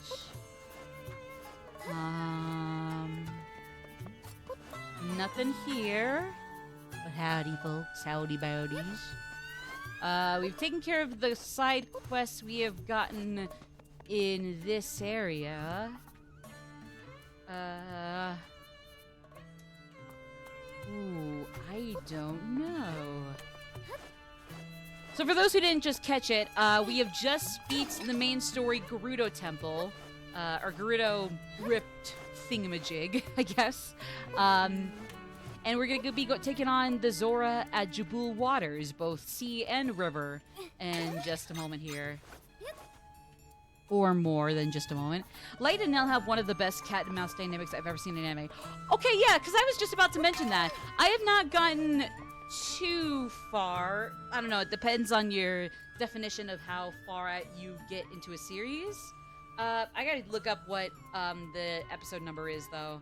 It was, I'm pretty sure it's the one where, no, second to last episode from what I watched was, where they tapped or bug tapped, the Yagami house, if only just because Light is the prime suspect, and they are certainly not off kilter for assuming that, or at least L isn't. I mean, I don't blame Papa Yagami for being too shocked or appalled at first to have his home wiretapped. Yeah, that was season 8, but that was the second to last one I recently watched. I last watched episode 9, which is where Light graduates from high school. So hey, it's not a full high school boy story, I guess. I don't know. It only just starts with the first 7 episodes in high school, but that's it. Technically 8 if you want to count the exams that L jumps into for like the last minute of high school years in Death. No, I don't know how to explain it. So yeah, so that's how far I am into the anime, and it's not super far in, but even just from like the 8 to 7, I don't think Light was present in all 9 episodes. I think in the first one, maybe like a cameo at most, but otherwise it was about episode 2 that L kicked in the door. But yeah, even then, it's just like, Jesus Christ. I have never seen a protagonist so twisted that I wanted him to eventually get his just retribution and then some. But before that happens, I want to see how the hell this whole cat and mouse thing, or I guess just circling around each other, making several circles around each other kind of deal goes down. Like, I definitely want Light to get his just reward, or just karma, for definitely losing sight of his justice. Because it's like, oh, I want to make a world filled with no crime, a perfect utopia. I'll be God. And then it's like, well, you're killing people already, even petty criminals? You have automatically failed, sir. Do not pass go to new, do not collect $200. You've already fucked up at that. Way to go there, I guess. I don't know. But it's like, even then, it's like, despite how twisted he is and how some sort of comeuppance for it, like some sort of payback for it is inevitable, I'm excited to see if and how he takes down L before that happens, or before he gets what's coming to him. Because in my opinion, it's pretty much inevitable that by the end of the series, he's not gonna be living life comfy. Even at best, he's just not gonna live a comfortable life anymore. At best. So I'm excited to see how it goes down. But even so, despite how he deserves whatever comes to him now, I definitely want to see him take down L before he goes down. Despite how he is just a fucked up dude by this point. Not to say that L is good or bad, I'm not certain yet. It just seems like even at worst so far, L is really just kind of a weird and ironically childish freak. But at the same time, he kind of acknowledged it himself when he first showed up physically, in the flesh as opposed to in the digital cyberspace, you know? Oh yeah, Naomi's whole thing, especially after her fiance Ray got axed off.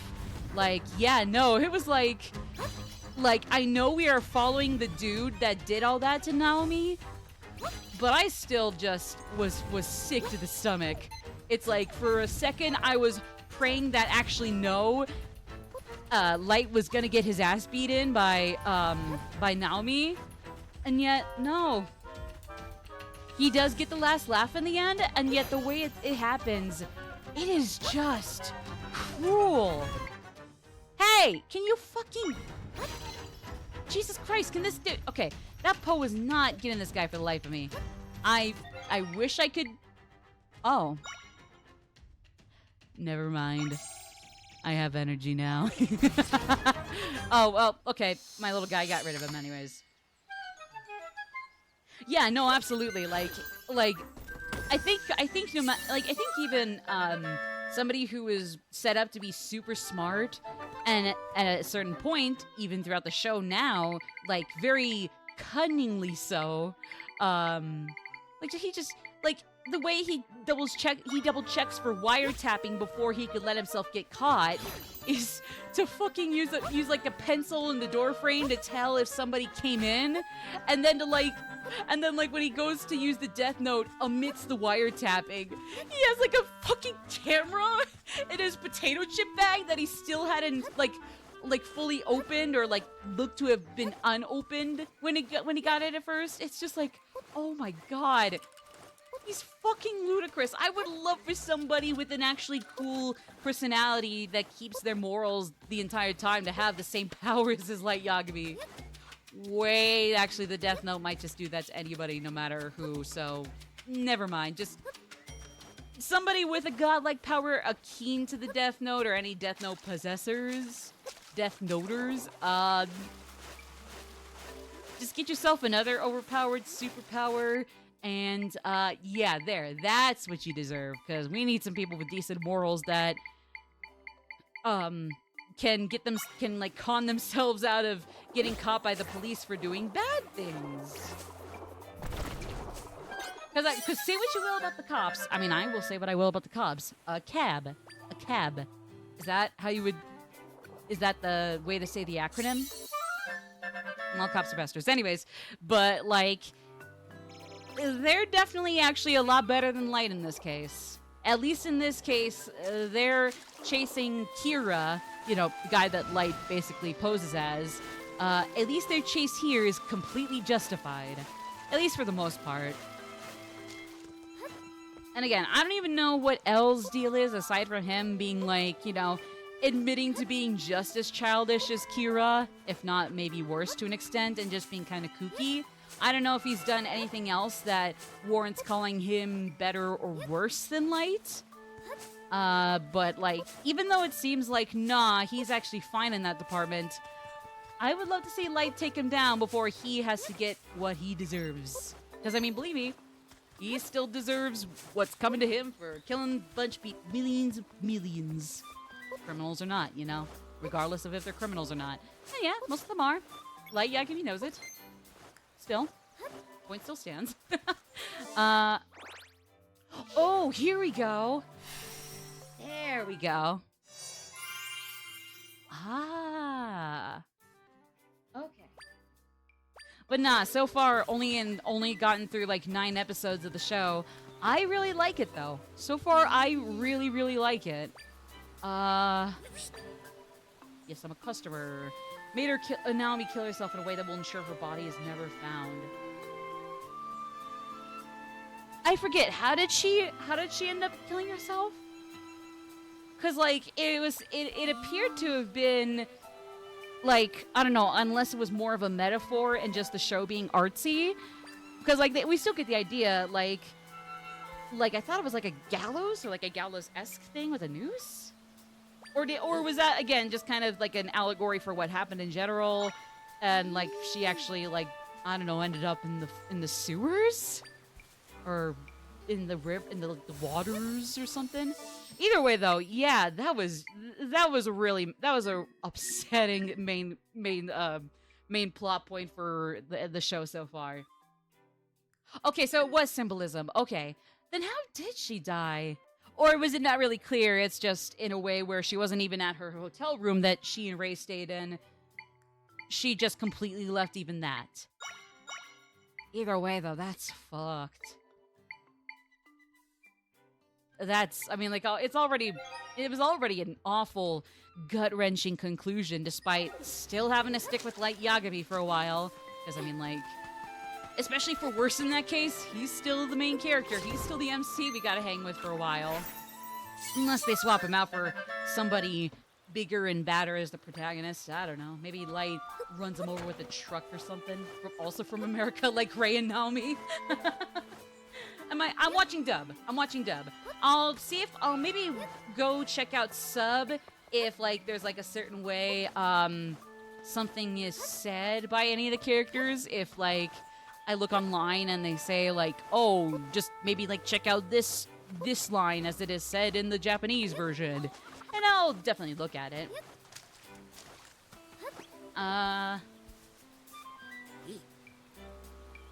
3 pieces. Oh, wait, no. Oh, okay, no. I need 3 pieces. I only have 1. My bad. Yeah, who are the voice actors for Light and Elle again? I forget who exactly voiced them. I don't think I looked into the cast list yet, but they're phenomenal. I especially love Elle's voice. Like, both of them are fantastic, but there's something about Elle being like, I don't know, like super gravelly despite basically being a chronically severe government-mandated hermit. Obviously, I probably got some of the details wrong. Again, even, like, just because he's opposing Light, or I guess in this case Kira, as far as he knows, like, I don't know if he's actually pretty cool otherwise, or if there's actually more to him. And, like, really, he's not a bad guy just because, you know, he's going off against Kira. Because, like, nah. Behind Kira, Light's genuinely lost sight of a just cause, you know? Like, that's the whole thing. And if you didn't figure that out by the time Naomi got axed off after Ray Penberg. That's actually a cute last name. Penberg. Was that how they said it? Brad Sale is Light. The voice of Amuro Ray. I don't know who Amuro Ray is.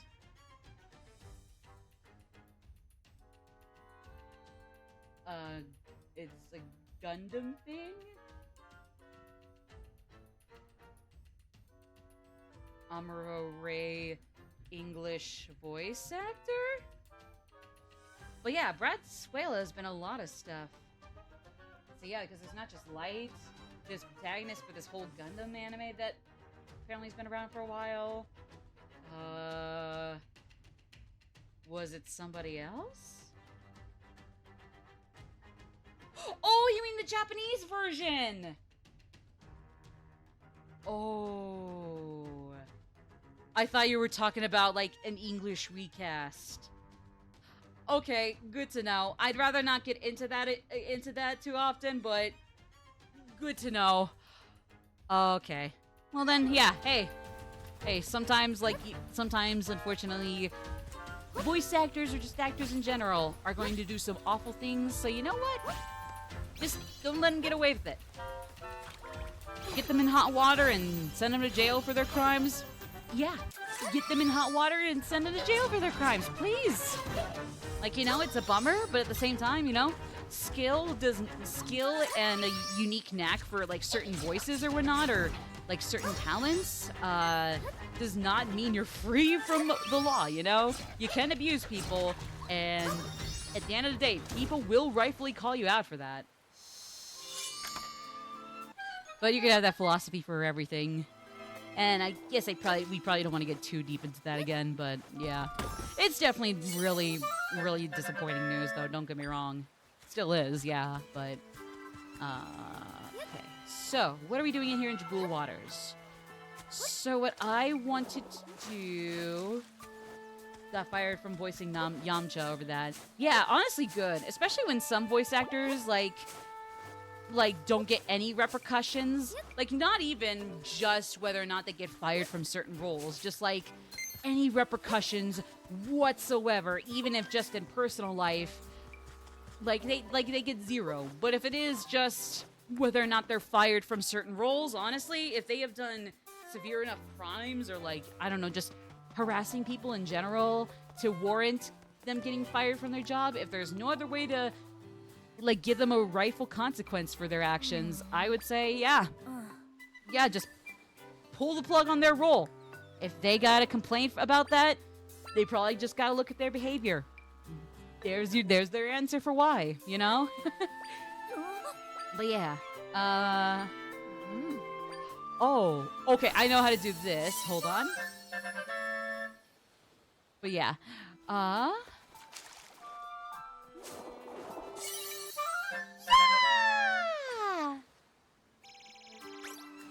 was a mic crystal that somehow got glossed over several times in my personal playthrough. Speaking of, just as a reminder for people, while I play Zelda Echoes of Wisdom, and it's basically on the stream lineup with Kiwami and SMT3. Although I have been playing this in my personal spare time on my own save file, first of all, I am only close to the final boss, I think. I think I'm close to the final boss anyways. I've gone through 1, 2, 3... These 3 starting temples, Stillthorn, Gerudo, and Jabul, plus another 4... So I think I'm almost at the end. But even so, like, first of all, I'm not gonna let spoilers slip. You guys get to figure spoilers out as you hang around here or in other streams. And second of all, actually, yeah, that was the second point. Like, I'm not gonna give any spoilers. And if anything, being stripped back of a lot of my abilities that you get later in the game, if anything, kind of makes this fun, you know? They recast everyone except Sailor Moon herself, in fact. Yeah, to be fair, like, I think most of the cast, with the exception of the main Sailor Moon protagonist, was getting pretty... Or, like, Usagi herself. Like, the majority of them, aside from her, were just, like, getting a little old for those roles specifically. Or it's kind of like with Reload, where they just wanted some new blood in familiar roles, but kept Usagi. I'm not too certain.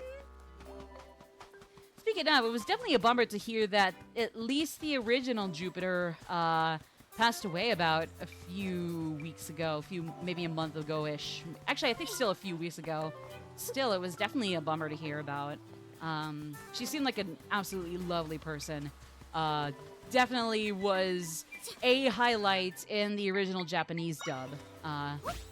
Like, again, before we ever got access to the good Viz dub, better than the Dick dub, you know? Aside from Guilty Pleasures, you know my whole take on the Dick dub people. Until we got to that point, she was a damn good actual OG Sailor Jupiter. Oh. Ah. Hey, we got some grilled fish. There was some witty way I was trying to say that. Crud. Oh well. I guess it is what it is. And what it is...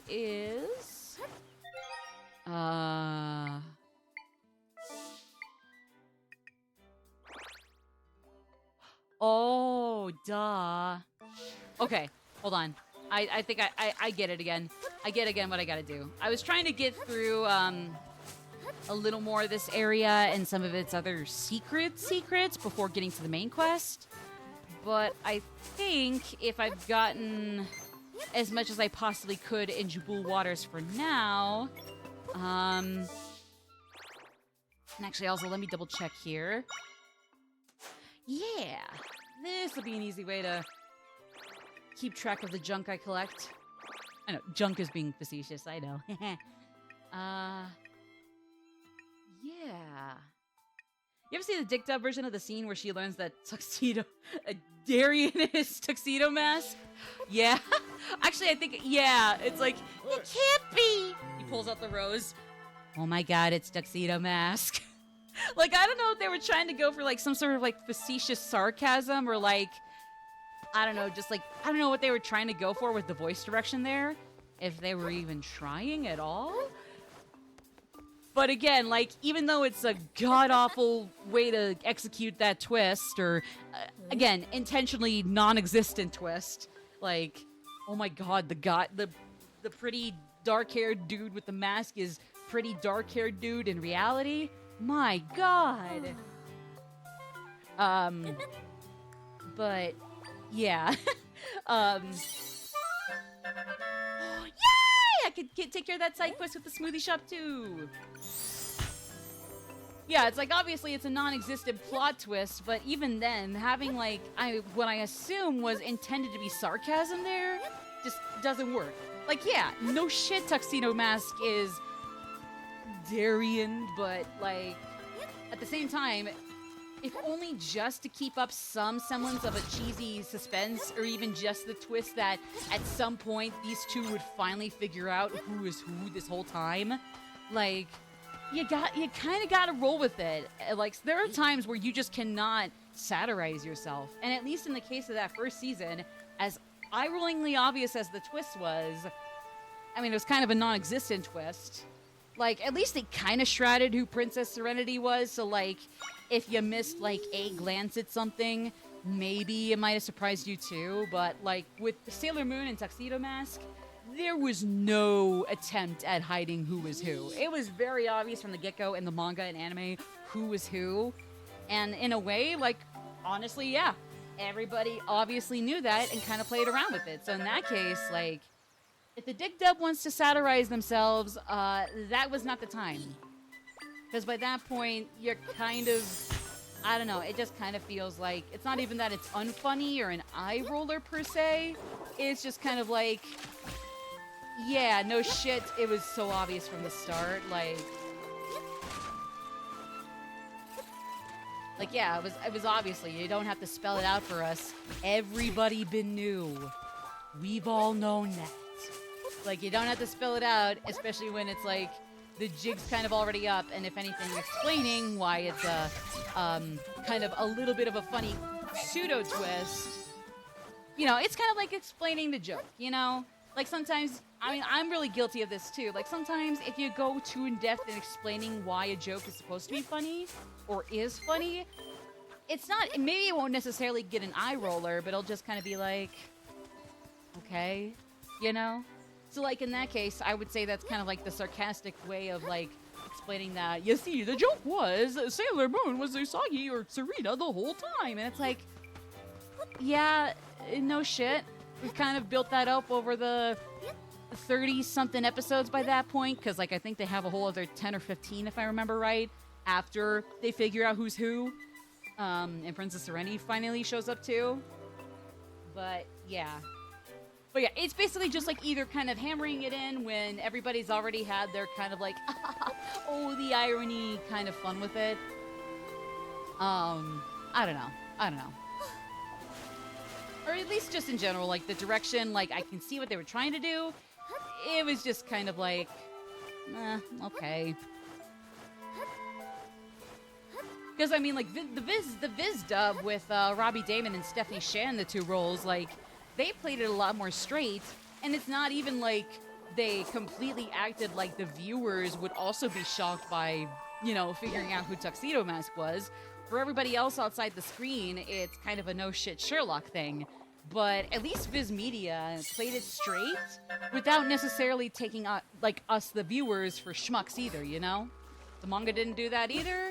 Manga didn't do that, so neither did the either version of the anime. Because as far as I remember, not even Crystal, the initial TV series way they rebooted the first 3 arcs, not even they played us for schmucks. They just played it straight for the characters. Everybody else obviously knew how it was kind of obvious because, like, even Mamoru was kind of a dumbass not figuring it out too soon. And then for sure, at least Usagi could have figured that out a bit sooner if she looked really closely at this dude. But, oh well. But it's like, again, like, in a way, at least with them it's played straight, and for us it's just kind of like, well, there we go. Took you long enough. I don't know, and that way it's kind of funny in itself. I don't know. It's obvious to us, the viewers, that Mamoru succeeded us. She got a 30 on her exam. That would have I would genuinely have repeated a year if I got a 30 on any test in high school. Even if I got a good grade. Even if I got a good grade overall at the end of the year or semester, if I got a 30 on any of those major tests, I'd have had to have repeated a year. Any year, I will had to have repeated it. For better and for worse. Because in that case, like, 30 on a test, if there was a reason I was struggling besides high school for me being god-awful, then, I mean, like, you know what, fair enough. Otherwise, god damn it. Mamoru failed the spot check as well. Yeah, no, you're right. I also can't act like he somehow should have he somehow didn't get that when he should have either. Because I don't think he is necessarily a himbo. At the very least, he definitely has some semblance of common sense compared to, again, his girlfriend. I'm just not sure how he missed that either. Does he just have a brain freeze whenever he's Tuxedo and she's Sailor Moon? I mean, I know that one episode that has the really infamous Dick Dub clip meme thing. The one where Darien, in that case, just falls to the ground like, oh. It just is definitely not having a good time. Not at all. It should sound like he is having a good time, but no, he really isn't. Or it just sounds really phoned in, at least. But it's like, I mean, I guess maybe he really does have a brain freeze when that happens. Or am I misremembering when they placed that scene?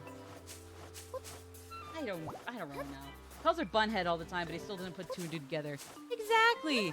Like, if you're gonna call her that, take a look at those two things on her head! You stinky! Nah, I liked Mamoru. I do think in the anime, he, maybe sometimes Usagi, but especially he, could be way too jerkish. But with the manga and in other parts of the anime, they very much smooth a lot of other things out. So it definitely made it up pretty fast. Lord Jabu Jabu, you are who I had to talk with, right? So yeah, Jabu Jabu from Ocarina of Time, probably among a few others I can't remember. I know at least Ocarina of Time, but for some reason I don't know where else he would have been hanging out, but I don't know. Oh, there we go.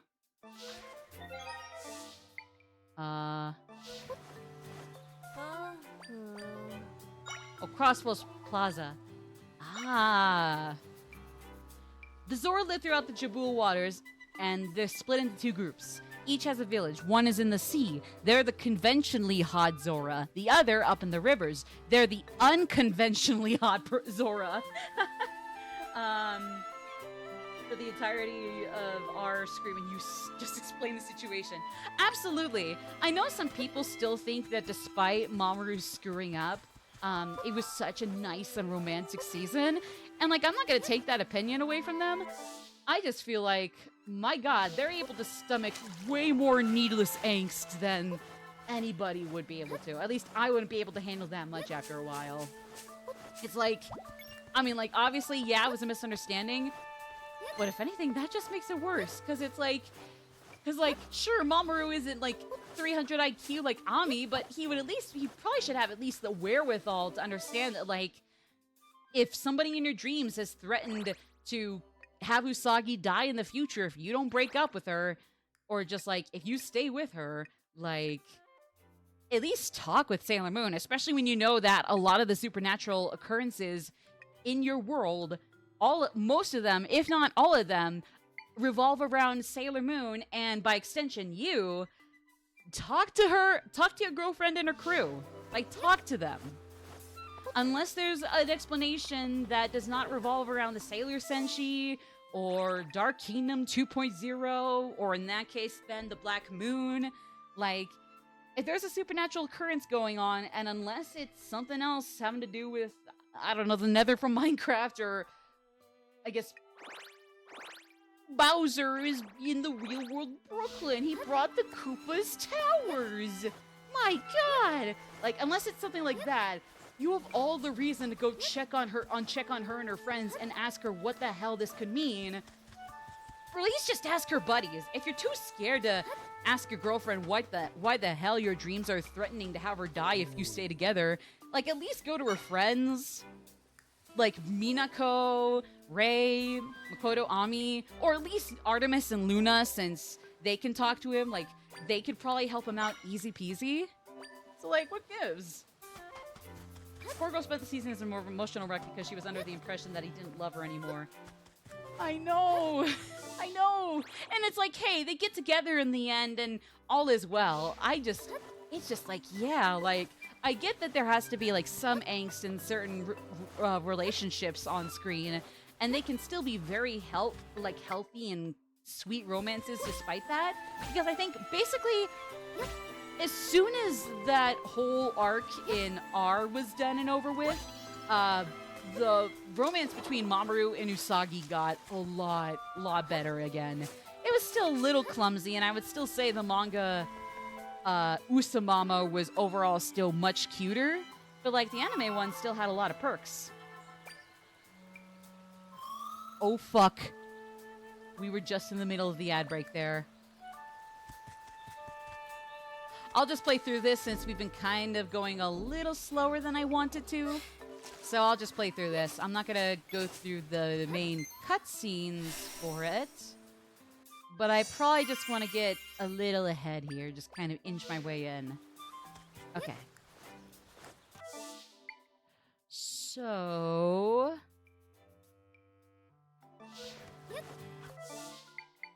how do I... okay, so where have I visited? I have visited... well, basically, I've visited the main hubs in these worlds. I just need to go into... I just need to go check what's going on here. But that's where this ad break brings us to. I think I'll let the rest of the ad break play out. It seems like there's only a minute left, assuming my timer here is correct. When we come back, we'll get a little ahead on Jabul Waters, and depending on where we are there, we'll either keep going, or I have an idea for where we'll take the next part of the stream. We'll see either way. See you guys in a little bit.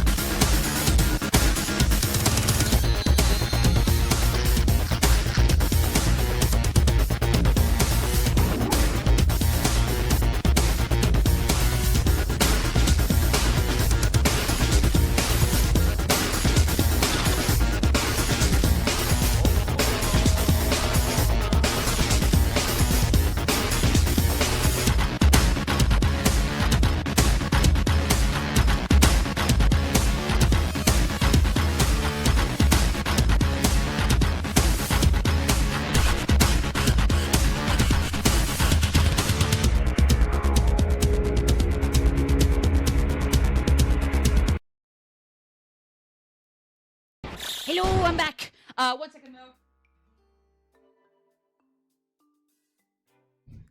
Forgot to actually bring my water bottle back here with me. All right. So I just inched a little ahead there during the ad break. Since we took a little too long for that part in Jabul Waters, or just like getting a few secrets in Jewel Waters. Not a whole lot, but oh well. I think the director once said that if he wasn't beholden to the manga storyline, he would have had Usagi hook up with Rei. Really? I mean, I know that was kind of a ship for a little bit, or at least maybe still is. I'm more inclined towards Minako and Rei, but I mean, Rei and Usagi would work too. But like, huh? Interesting. So is that implying that Rei was actually a tsundere the whole damn time? Aw, that's actually adorable.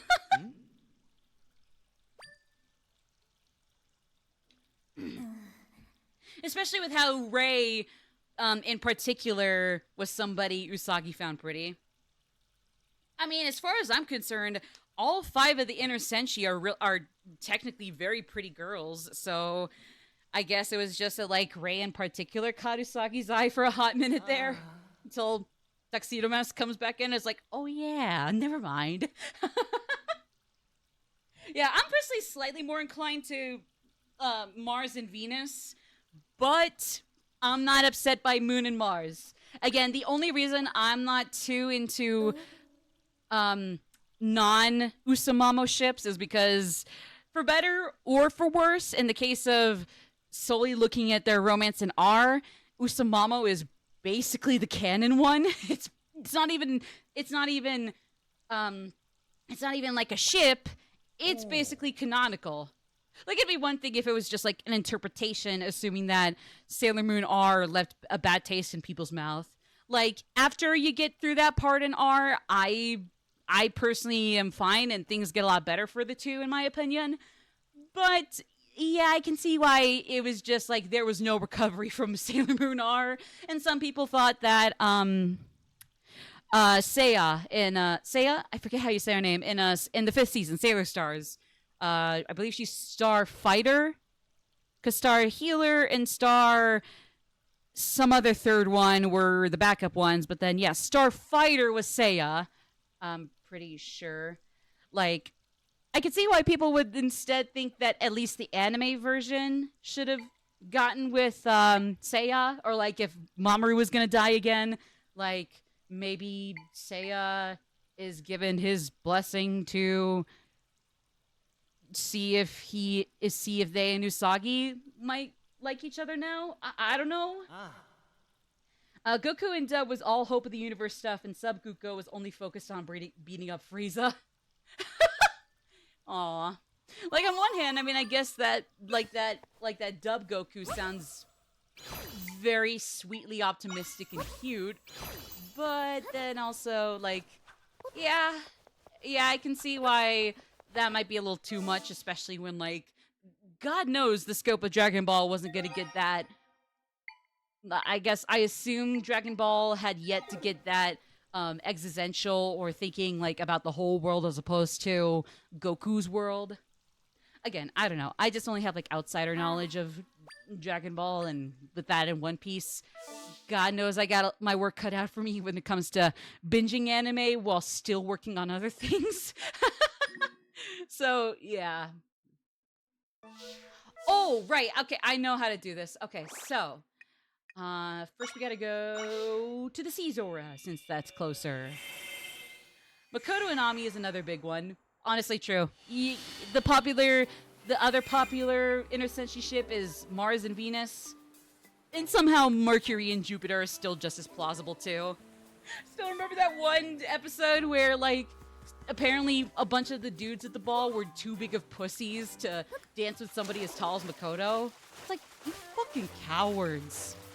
She's a like, as with pretty much everybody in the Inner Senshi and Outer Senshi, like, Makoto's such a pretty girl.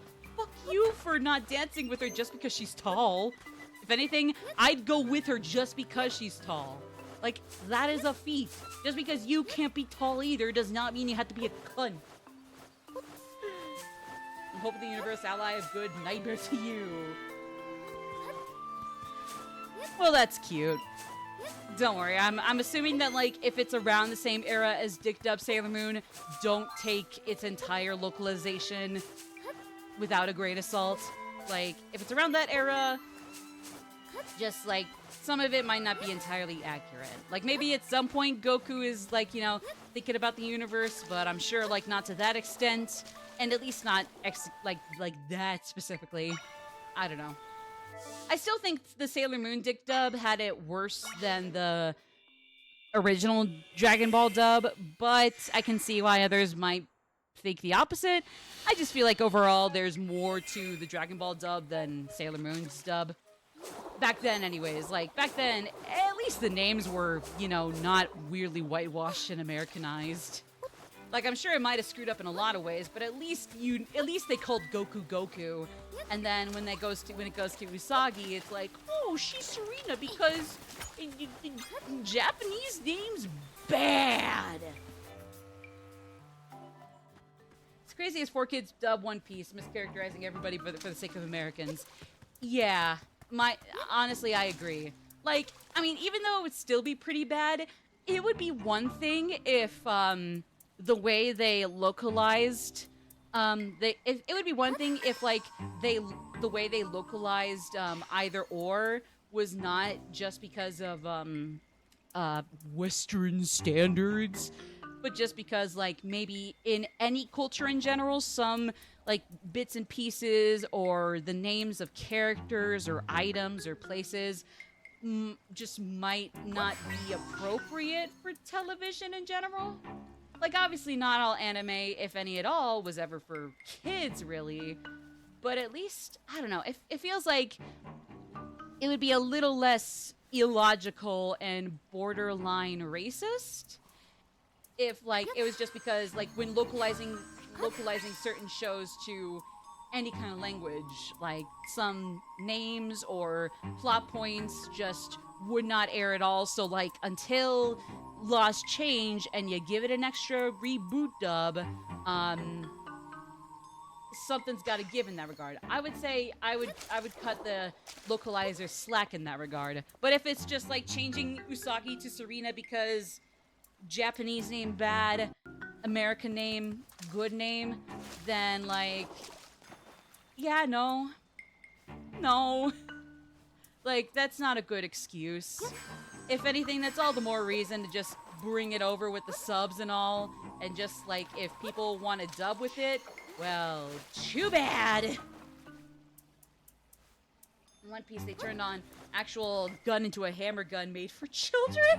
I had a crush on Makoto, back to Makoto as a kid. Honestly, like I said, even the ones I might not care for as much as my top 5 of the Sailor Senshi, like there's really only 10, so it's not even like, I don't know, it's not even like I'd have much to work with if I hated the like 60% of them. Like, I loved like pretty much all of them, with a few exceptions for one, but I don't know. Oh, I've already been here. I'm sorry, I've already been here. I was wondering why the hell nothing was working. I was watching you guys pass on Dance with her thinking y'all are pussies. Well, you know what? Yeah. Meaning that Ami was the true winner. She got the dub at that ball dance. I forget what else happens during that specific dance in the show, but at the very least, Ami was the winner that night. Just because she did not let somebody's height get the best of her, and if anything, found it epic and cool and frickin' neat. Because not only that, but I think, like, Ami and maybe Usagi are average height, because, like, Usagi is the shortest of at least the 5 there, and then, like, there's Hotaru, which, to be fair, she's about the same age as Chibiusa. Chibiusa is also a toddler, so it's like, she gets a pass. But when it comes to, like, the teenage, maybe young adult Sailor Senshi, inner and the 3 outer, like, it pretty much goes that,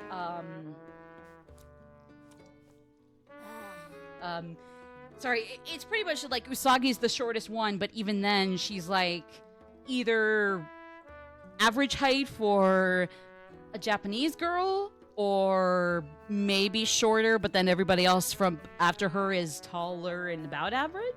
I don't know. It's not even like Usagi's a midget. Just like, maybe like a little below average female height. I don't know. Our people are scared, boss. The huge rift opening. Lord Jabu Jabu on the rampage. We're getting into main story stuff, so I should probably start voicing. Oh. Fear not. I have a plan. When have I, the great Gerard, ever let you down? Woohoo. First, well, you clearly let the sword on the right down. Put down in the water. Iraq's again. Good thinking, boss. But how will you do that? Ooh. With music, of course. River music. That'll stop us, Rampage. We're just that good. OG Funimation DBZ is still leagues above Dick, Sailor Moon, or anything 4Kids did. Yeah, it would be like, obviously they screwed up their own protagonist characterization, but at least they didn't whitewash him or anybody else in the cast. I mean, I know there was that one character that had to go through some redesigns or was all around cut later on because it was just not a great, it was not a very nice depiction of somebody, of any people of color. To be honest, I don't know what ethnicity they even were. I forget what they even were ethnically. If you watch the dub, you're still getting the whole story mostly correct. Exactly, yeah. Like, you're getting it correct, and the changes are not too egregious. Or at least the name changes wouldn't be too egregious. Sailor Moon? Yeah, no, they're fucking with a lot of things. I think so, yeah. It was like, that's basically the only thing that was kind of messed up. But even then, like, that was kind of an issue that the entire series, even the original, had to fix. He's supposed to be a Oh!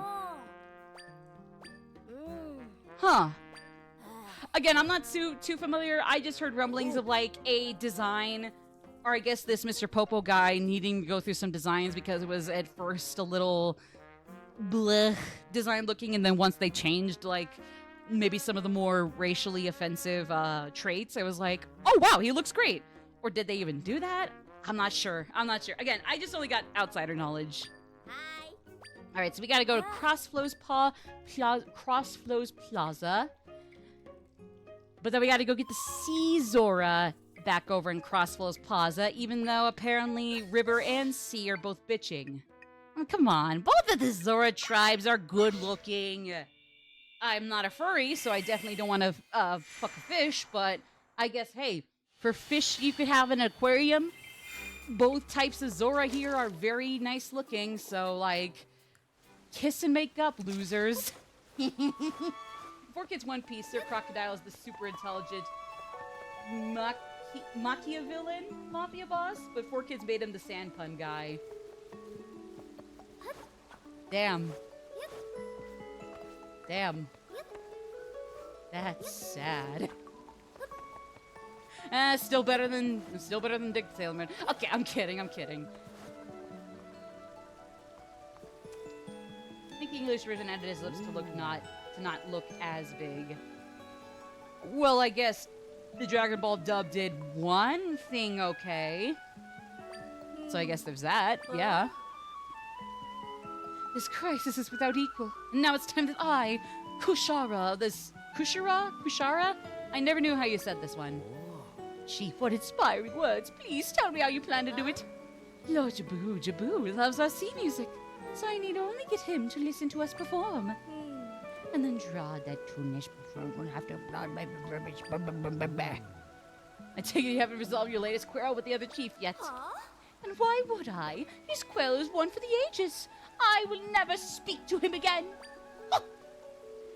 Oh, come on. He's unconventionally hot, and you know it.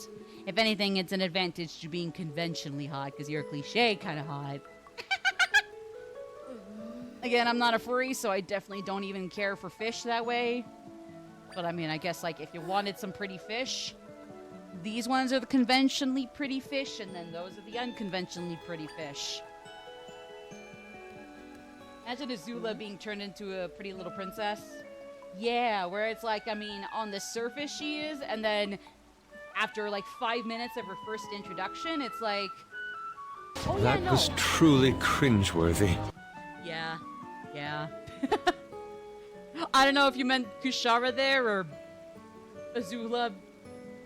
You know, yeah, them just taking her label and making a wild guess what her personality is and definitely being very off the mark with it. But either way, truly cringy. Very cringy. Very cringeworthy. Thank you, Yusuke. Very cool. Speaking of, hey, I'm getting used to flip-flopping between my screens. The older you get, the more you realize that Azula is tragic in a different way from how Zuko is tragic. Absolutely. And at least Zuko, actually, no, spoilers for Avatar The Last Airbender for 10 seconds here. At least Zuko got to move on to a relatively better life as soon as he escaped the Fire Tribe and helped Aang win, you know?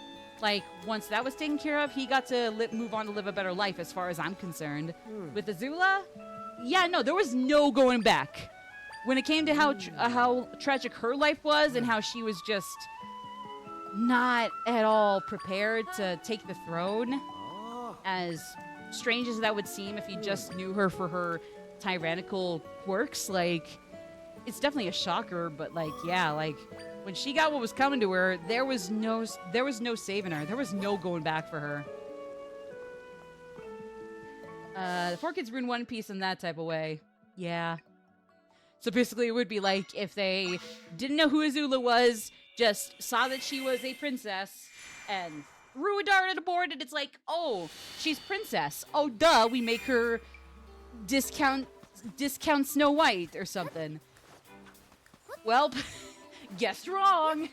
Even for guessing what her personality is, that is very piss poor. Shouldn't have come here. I'll take care of no Jabu Jabu myself. Get lost. My thoughts precisely. Up with you. My voices for these two are not going to be consistent. So brace yourselves. I love the sea fish. I love Kushara's assistant with his little bow tie. I don't know. I guess Kushara's assistant isn't as tiny as I thought he was, but especially when I think that Kushara's buddy there is relatively tiny still. Like, his little bow tie is adorable. I'm just saying. As Ozai molded her into that, and she tossed her aside when he no longer needed her. Exactly. Yeah, it's like for all the like the heffing and hawing she could do. Yeah, she was just kind of a puppet. And then like, yeah, you're basically right there. Like, as soon as he thought he was back in his prime and ready to take the throne permanently, like, yeah, it was like, yeah, it definitely felt like her foundation was shattered when it really wasn't a foundation. It was just more like, I guess, maybe, I don't want to say it was like grooming, at least not with the very sexually predatory connotation, just more like the tyrannical, shitty politics and dictatorship grooming, you know? I guess, but even then, I think there might be a better word for that. Like, just basically raising a dictator, but at the same time, not having them ready if you fuck up yourself as a dictator. It's like, I don't know if there's a better word for that than, like, political or psychological grooming, but I don't know.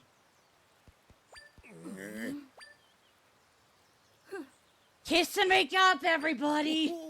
You're all very pretty fish. I'd have all of you in my as my talking pieces or talking points or writing points or something, or like my main pieces in a fish tank. If I had one. Sadly, I don't. Stopping them when they get like this. Oh yeah. Prepare for the Zora Zelda equivalent of Seabat. Or no, was that the name of the song? Was that even the name of that song? Where's my phone?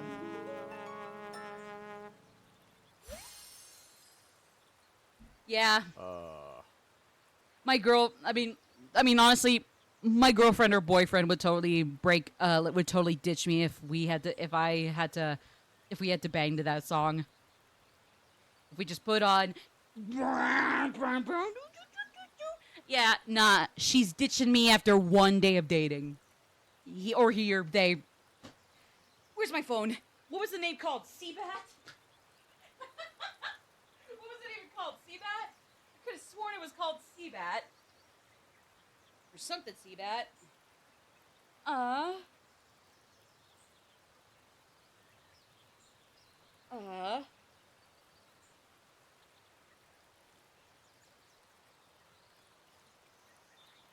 Oh, hold on, babe. Hold on, hold on.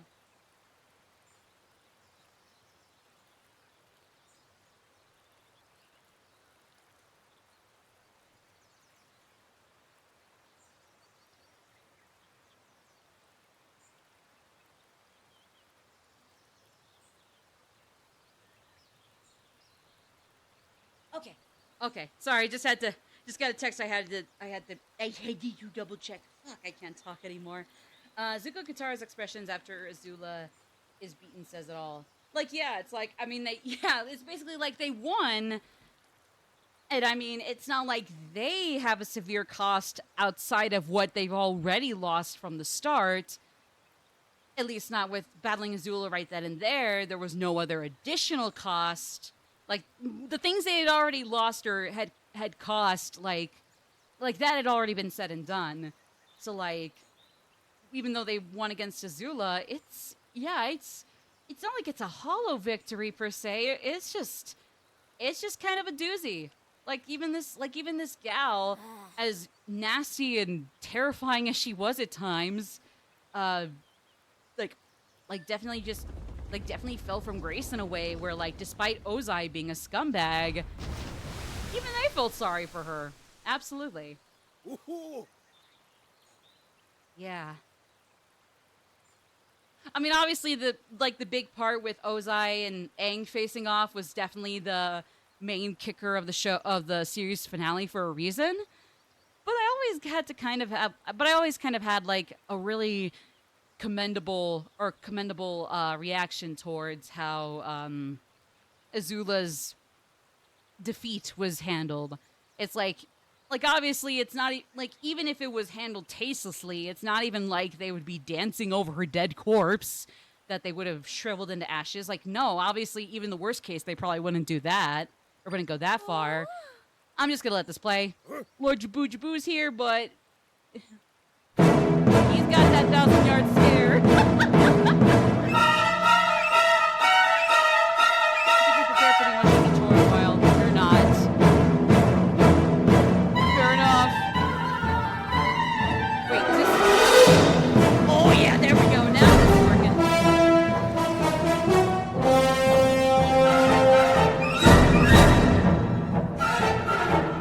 Wait. Jabu Jabu! Jabu Jabu! Oh, but yeah, the 50 bits. I forget that's 50 bits. Thank you so much, Kazi. I appreciate that. That's so nice. Thank you. Sorry, that was a silly way to put it, but either way, thank you. That's nice.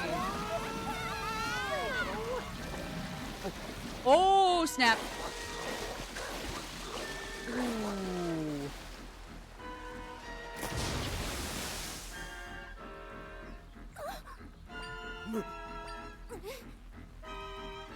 I'll go in pursuit of large Jabu Jabu and rescue Rogma. Oh, and you're just gonna leave a Nawa like Drad's buddy in the start? Like, take out your bitchin' at Drad, not his sidekick. You too, Drad. Don't bitch at Rogma. Go bitch at Kushara. Oh wait, no, don't. Neither of you. You're bitching at each other as well. Is what got us in here.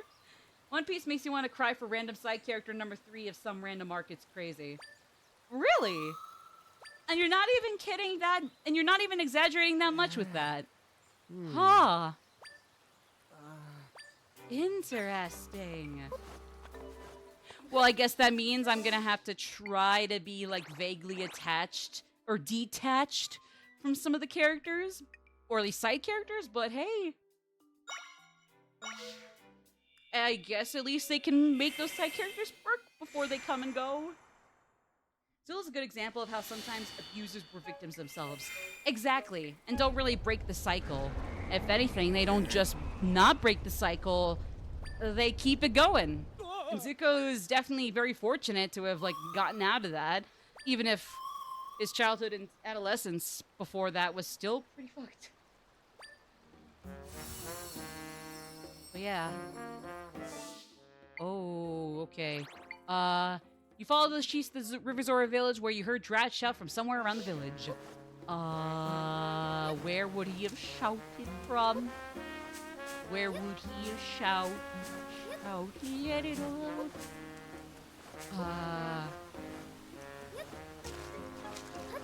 Yeah, I don't get it.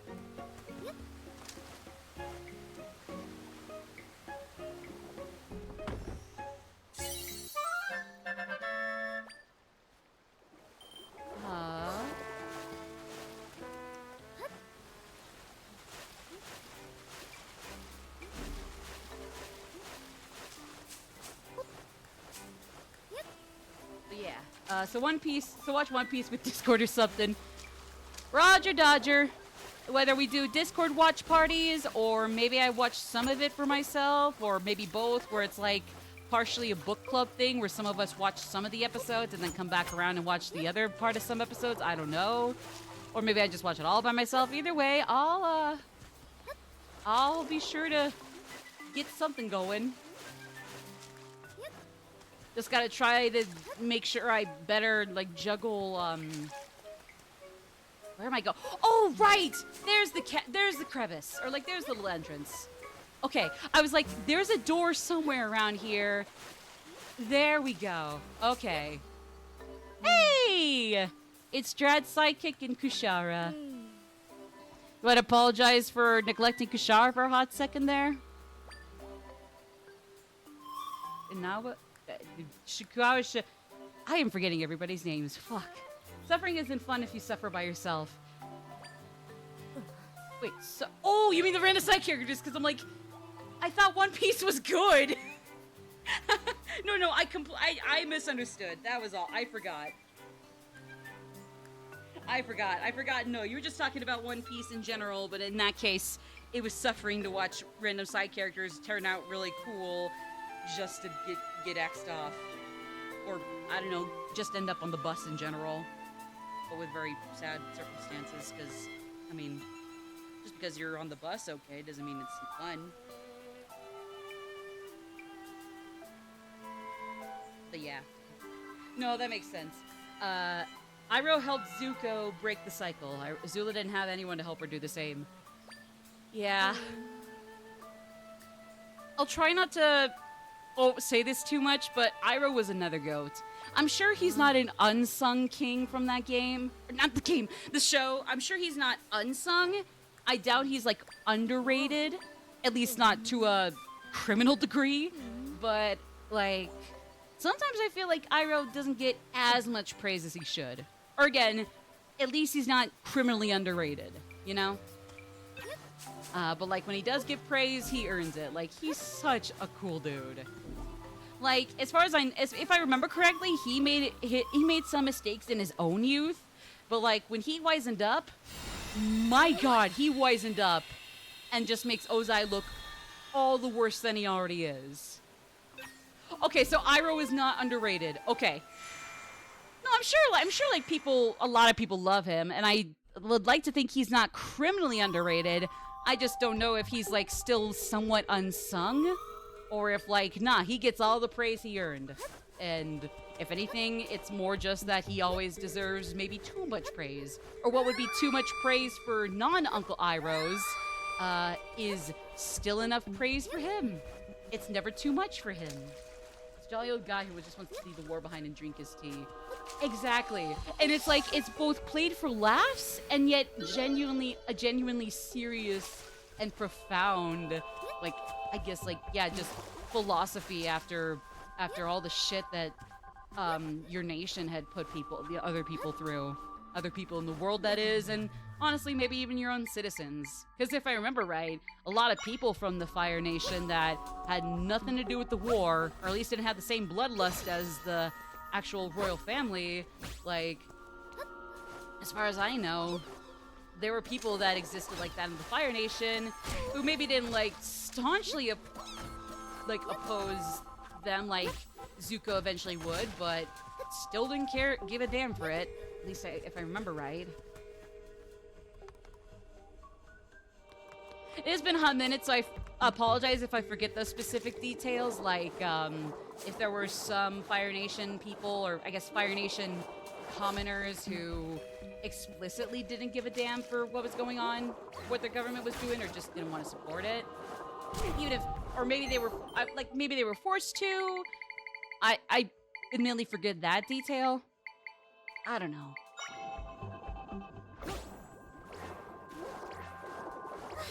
Actually, going back to Azula real quick, it was definitely really weird remembering seeing, or like just vaguely remembering that the Azula clip was from the series finale, but I had seen it earlier in out of context GIFs. I mentioned that because, like, for the record, I was not spoiled on how exactly the series finale went down, but I had seen that bit at the end of the Katara plus Zuko versus Azula battle, or romp, I guess, 2v1, and it was still a close call despite being 2v1. There we go. Okay. But I mentioned that because, like, I mean, I guess technically I was spoiled by that GIF, but not really. Actually, not at all, because it was all out of context. But I say that because it is weird how, like, it's genuinely pitiful as opposed to all sunshine and rainbows and the sunrise coming up behind her, you know? Or at least sunshine and rainbows for a series still relatively mature like Avatar: The Last Airbender. Can't say that about James Cameron Avatar. I'm sorry. Am I? Probably. Maybe not, though. I don't know. But anyways, plenty of people who didn't want any part of it there. Yeah, it seemed like some people were kind of like, oh, thank Christ, I didn't like I didn't like all the shit that was going down there either. You know, I'm a Fire Nation commoner, blah, blah, blah. Or it seemed like a lot of people from the Fire Nation or commoners there, a lot more of them cheered than there would have been if everybody was content with the people there, you know? I mean, hell, I live in the US, and if and when there was retribution for sucking off Israel and its god-awful war criminal government, I'm not gonna be upset. I'm not gonna be upset by it. If anything, I'm gonna be right there like, thank Christ, and even if I couldn't do anything about it, sorry it happened in the first place, because I really shouldn't have. You know? Just saying. But anyways, no, I mentioned that because, I guess I had to bring up Azula's, like, what was for me out of context, and then turned out to be, like, her being defeated in her battle with her brother and Katara, or some random water tribe girl. At least as far as I know, like, when Katara shows up, it's just like, oh, that's a friend of the Avatar, but then, like, other than that, just some random water chick. At least as far as I know, Azula thought of her as such, so really just didn't think of much of Katara until, like, things were turning around for them. So, like, I mentioned that because the first time I had seen that scene, technically, it was out of context, making fun of a certain election loser from 2020. Even though I do think Biden fucked up a lot, we could have had things way better without Biden, but we also could have had them a lot worse if the alternative occurred.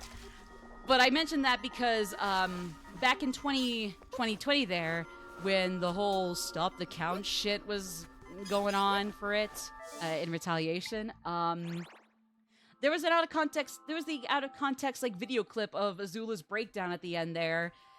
And at the time, I'm just like, oh, I don't know. I think this is something with his Avatar, like Katara. And I'm just like, oh, yeah, that is so how he who shall not be named reacted. And then now it's like, after having seen it with my ex-boyfriend, but still good friend, Pig Dude, it's like, oh, you know, maybe we could have given Azula a little credit here, guys. Well, maybe not credit, but we probably could have given her just a teensy bit of slack. I don't know, just a thought. Because it's like, I don't know. It's like, obviously, what Azula did was not okay at all, and she definitely deserved retribution for that. But when I actually saw that whole episode with context, I can't say I was very, very happy and jumping up and down like, yippee! Ding dong! The wicked bitch is going sicko mode! Put it away where she's lost! Ah! You know? Neither candidate is the best on Israel. Yeah, no, absolutely. No, that's the thing too. I mentioned that either way. It's like, especially given now and given how both campaigns are running, just because I know who I'm voting for does not mean I like it at all. Like, I'm gonna vote for the one I do think is best, but that doesn't mean I'm happy about it. Because both of them are abysmal Israel puppets, but at the same time, at least one of them is a puppet, yet does some things better for our country. I'm just saying. I guess thankfully Hera understands the right, the intrinsic, inevitable, God-given rights of the likes of abortion and equality. You know. But at the same time, yeah, she could do without having her entire cabinet suck off Israel. It could go both ways. She's done quite a lot better than her competition, but still, Christ, do I have some issues with her still. I think that's kind of the best way to go about this, especially when, like, third parties are either wasted votes, or not just wasted votes, but wasted votes that intentionally, secretly are supposed to favor one candidate in the running over the other. Because believe me, I took back my consideration for Jill Stein very quickly. And she seemed promising until it turned out that even that was kind of a fucking ruse. But yeah. Yeah, so it's like, nah, like, I know who I'm voting for. And like, hey, at least this country will still have some rights intact. That doesn't mean she's got some issues to work out either. Like, still, I mean, I think the whole thing about the colder personality that has prevailed in politics. Actually, let's let Kushara play first, especially if we're gonna get to politics for a hot 1 minute, no more, but still.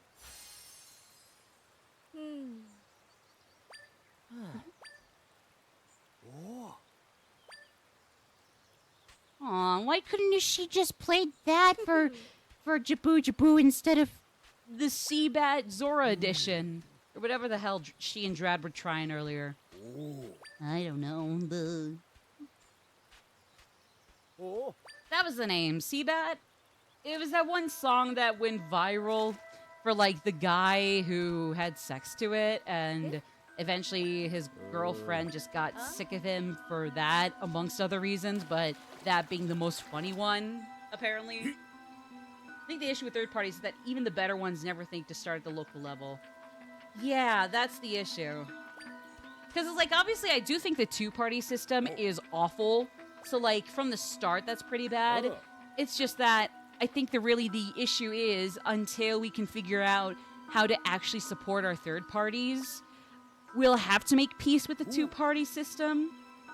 And, like, obviously, that's not to say we gotta, like, just let that be forever. Like, God, no. At some point, we have to make it a lot more fair for people beyond the two systems, especially when their best candidates in each of those both suck in their own regards, and there's a clear third winner. So it's like, if Jill Stein was actually a genuinely cool person, like, that would be awesome. It's just that, yeah, she aimed way too high, and it's not going to work until we actually have a way to support the third-party system. And even though it was definitely kind of a tough pill to swallow, unfortunately, I don't think this year is going to work for that. Like, as promising as she seemed, like, even if she was the most ideal candidate, it was just not going to work. Like, at some point, we do have to try to support non-two-party candidates, absolutely.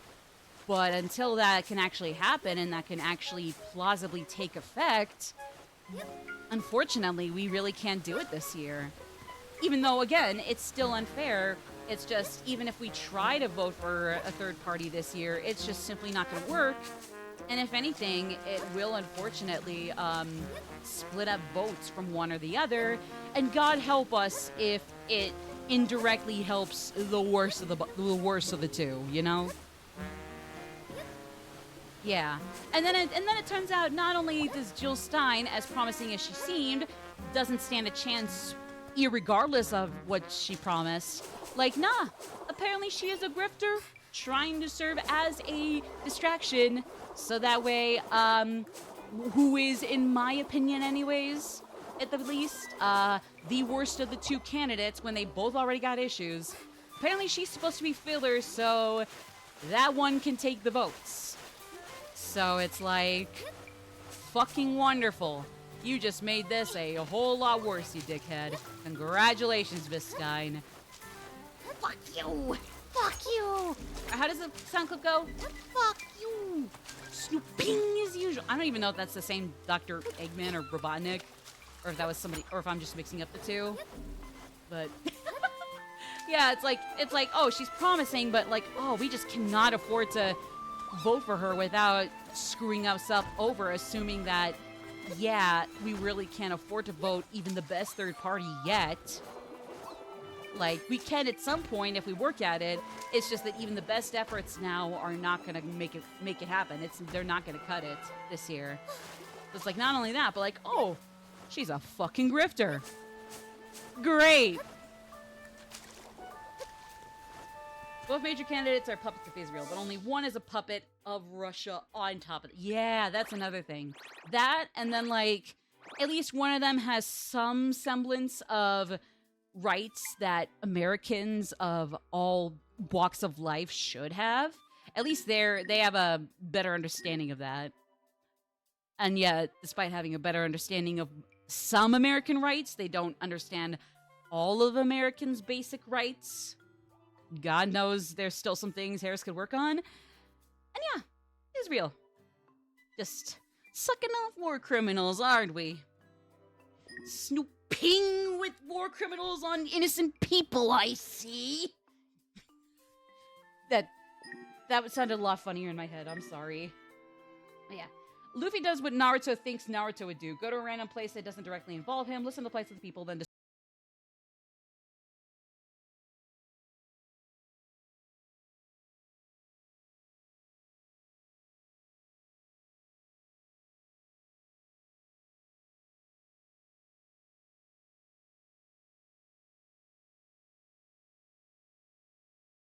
no, actually, even though it didn't go into the verse, that bit actually went on a little longer than I expected.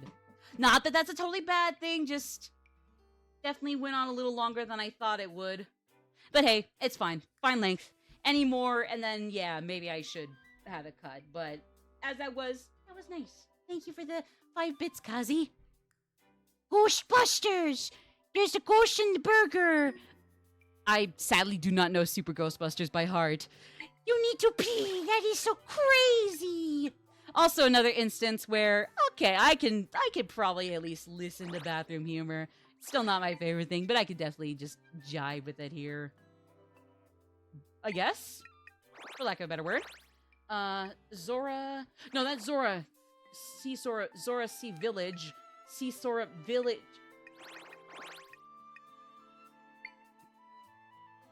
Chased after Lord Jabu Jabu, who surged down to Zora Cove.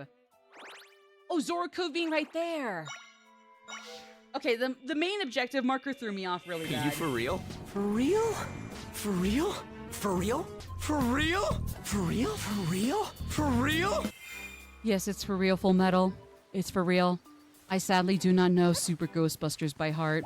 Forgive me, my vine saucies. For I am only human. I try. Anyways. You guys like my soprano head register operatic whine? It's very nice. It'll go great down great for my audition tapes for operatic whining and bitching the musical. Wish me luck!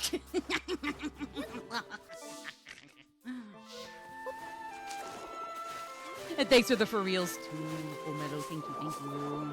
Thanks, guys. I mean, honestly, yeah, like, just whether you give bits, subscribe, just follow, or watch for free, watch, but have ad blockers on, even if you don't subscribe, honestly, ad revenue is still pretty minimal, at least for right now, so I really don't have any hard feelings if people don't subscribe but have ad blockers for ads. Like, again, like, it's some revenue, but it's very miniature, small revenue, pretty minuscule and whatever, so, like, I'm not offended whatsoever. If anything, as long as it's still pretty minimal revenue, I really don't give a rat's ass. Honestly, block away. Or if you do, or if you want to, or if you're comfortable letting ads play during intermissions. Speaking of, that is happening in about 8-ish minutes.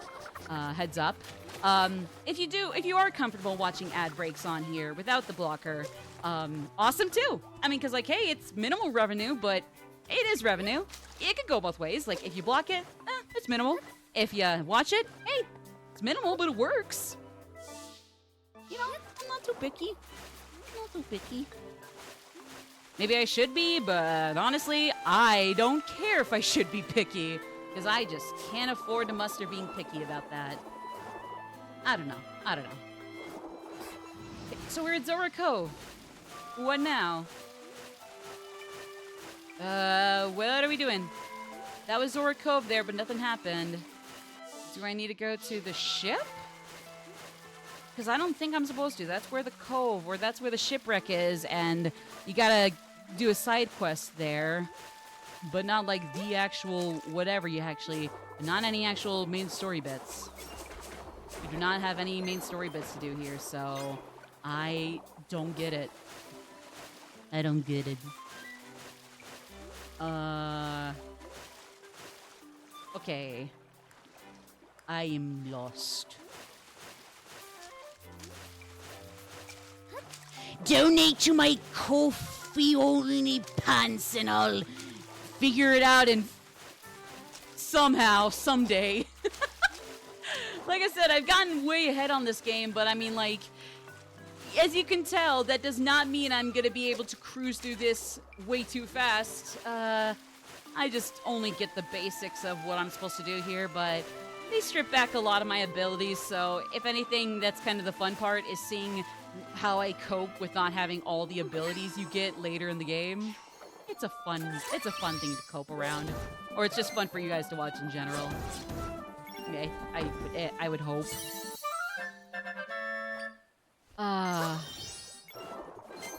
Where the fuck are they?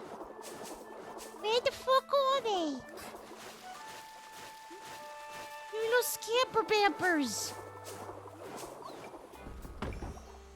They went to Zora Cove at the specific spot where Zora Cove was on my map. They weren't there. There was a rift, but they weren't there themselves. Maybe Zora Cove is a little more extensive than just that, than just where its name is on the map, but like... Where the fuck is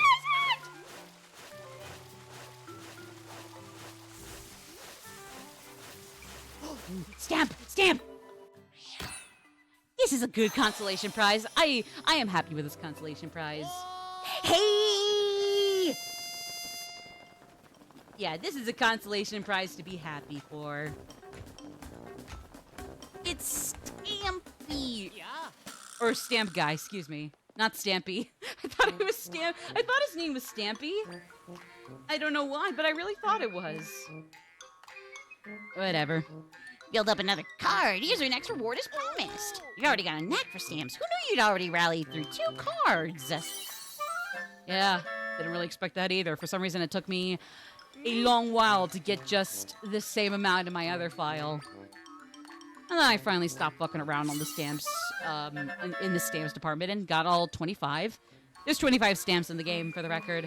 So it's basically 2 down, 3 to go, because it's 5 stamps a card.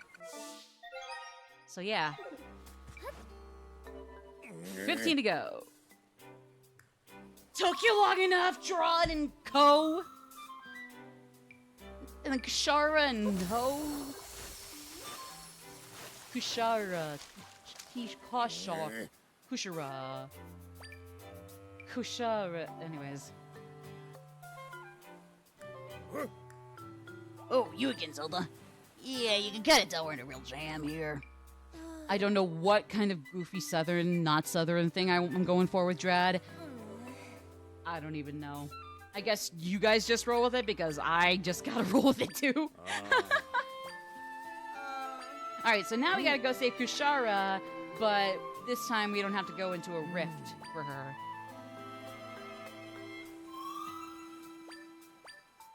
Okay, so we gotta figure out if we can move the rocks, or if we can't. Perchance, is there a shortcut? Oh, you know what I do want to get, though, before we go? Because, yeah, if you can't tell there's the passage. But there is another mic crystal I might want to grab now before I forget about it until another stream. Just because there's no way we're going to get too crazy far in this stream, even if I push it like crazy. Like, even if I do push it, there's no way. No way. Oh, did we already get this one? Oh, we already got that mic crystal. Okay, my bad. My bad. Maybe.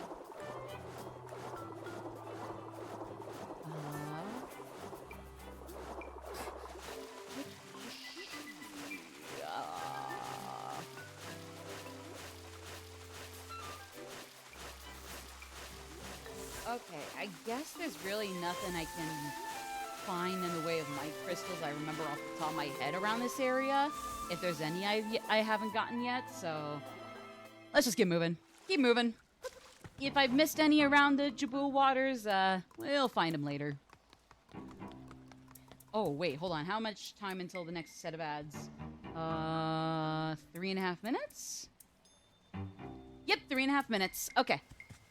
I think we can get Kushara and the little Rivazora guy before we go to break. I think. Wait, we might have a problem with that. Hold on. Have I gotten this fish coming up? No. Okay.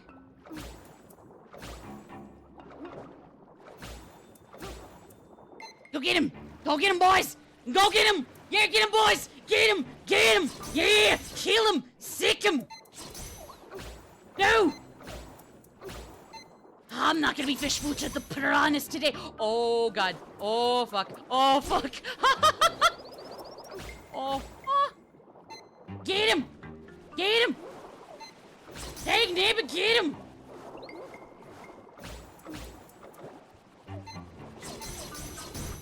Yeah! Tangler level 2! Electric Boogaloo!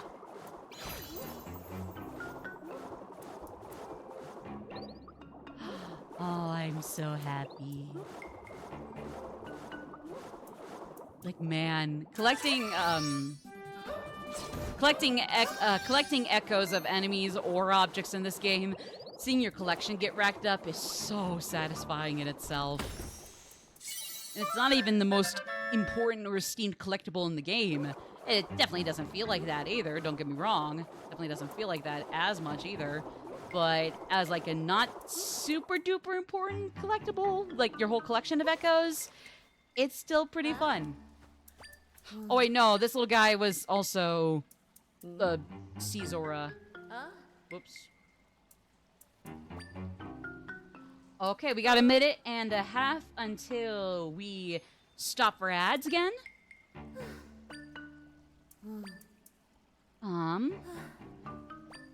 Another means of escape. Okie dokie.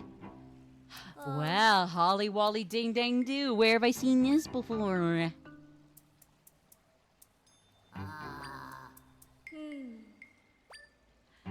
Alright. I'll voice some of these when we kind of get into a little lull. Not recommend watching live action One Piece instead of the actual show because live action changes way too much to be actually considered One Piece, even if it's good. No, I figure like just because some live action adaptations are good doesn't mean they should replace their originals. Like they can be perfectly fine adaptations, but like if anything, their value only like they only are as good as they are if you have seen the original first. And like if you haven't seen the original and just go to the adaptation, I'm sure like there's not as much value. So like I get it. I get it. I probably should have figured as much anyways, so hey, good to know that I wouldn't be crazy for thinking that. Drad, what are you doing here? Just paying you back for saving my friend. We got ads in 15 seconds. Wait, Zelda, when did you get here? Well, wouldn't you like to know? It might be obvious for you guys, but we got ads, so here's the cliffhanger. What will Zelda say about how we got in here? I mean, I guess it's kind of obvious and or pretty underwhelming, but too bad, we got ads here.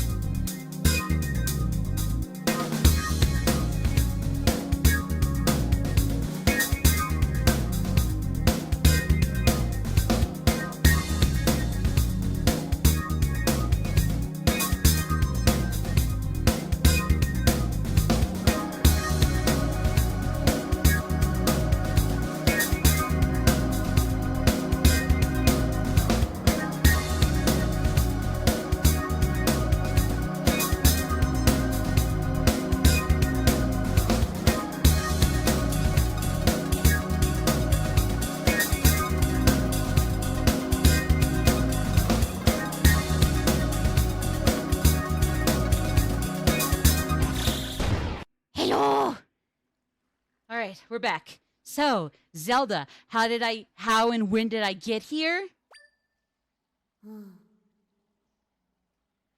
I sobbed. I made a child cry. Sorry, son. Sorry, sob son. You safe, child. There's nothing to be afraid of. I mean, we'll see about that. I summon the Tangler level 2! Ah! And then the child screams and cries, and then everybody dies because I made a child sad. The end, I don't know. Aww. Little sob son loved the trumpet. Or trombone. Or is that actually a tuba? Tuba, trombone, trumpet, whatever. Horn. The horn of plenty. It overflows.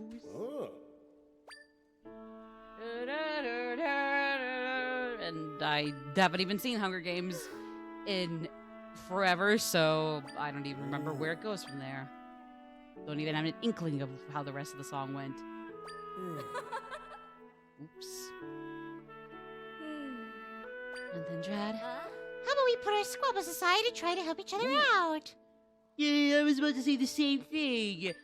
Oh, you only now figured it out when I came strolling around because of a larger issue in and outside of the Jabul waters. Oh, you two cheeky little villains. We're in debt to you, but we must focus on fighting Lord Jabu. Jabu. Hakujaku. Hakujaku. Kuchikuchiku. Would you swim back north while you were stuck in here? Could be that he's gone tired out after his rampage and gone back to his den. True, true. At least I'm assuming. Lord Jabu's den. I will vibe to that as well. Thank you for saving my boy. We wish you well in your travels. Thanks, Zelda! You're welcome, Sob Son. Why the fuck are you calling me that? Damn you, you're an asshole. My goodness, everybody's spontaneously, forcibly, artificially vulgar all of a sudden. What the heck is going on there? Anyways, alright, back to the Jabu Jakuchiku cave thing. Or something. Or something.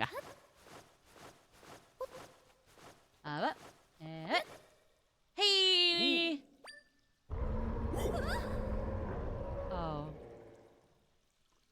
Well, that's a pity. And this has already seen better days mere hour ago, not even. One of the altars upon which we perform is broken, likely by Lord Jabu. Can't play together until it's repaired. Of course. It's always the fancy altars for the fancy concerto. For the big fish. The big fish. Yay. Okay. Where was the other part? Did you? Oh, wait, hold on. I gotta check this other water. Okay, nope, nothing in there.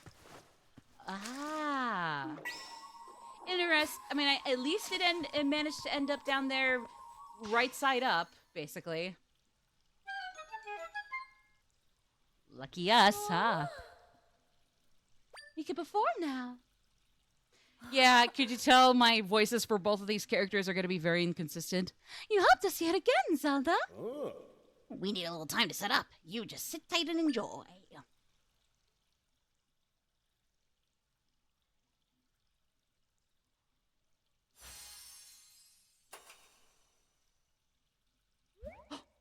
Oh no! Are they going to perform Seabat Zor Edition? Oh fuck.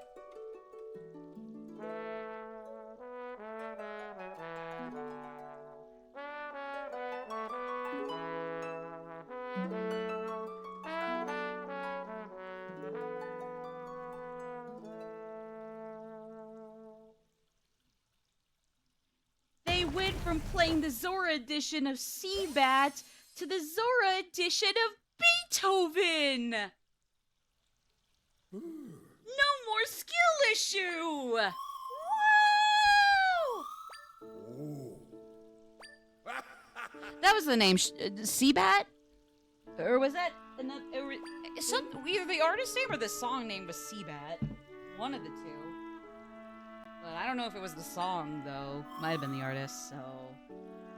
Yeah, it's the one where, like, somebody's girlfriend broke up with them because that song was part of their sex playlist, and how anybody would bang to that, regardless of romantic and or sexual experience or lack of, how anyone would find that hot is very beyond me. Some people are strange.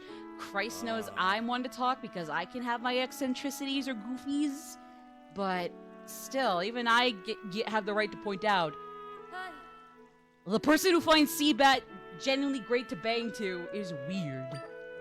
They are weird, and that is a fact.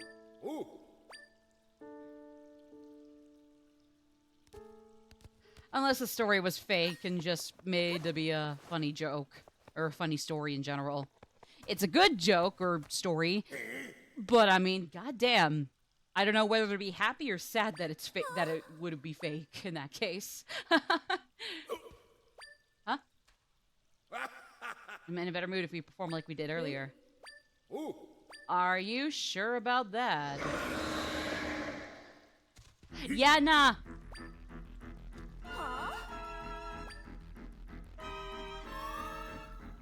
Another imposter from the rift.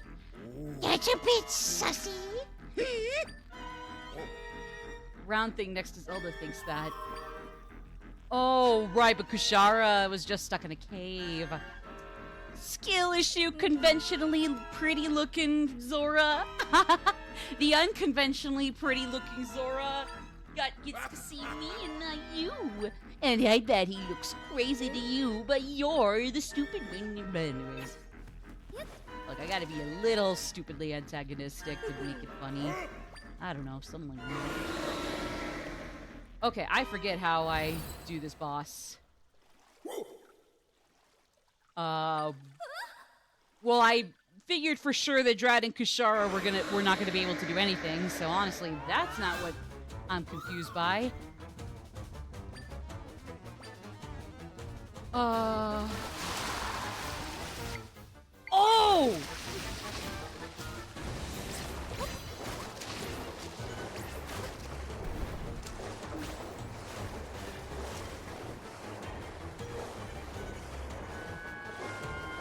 god damn it!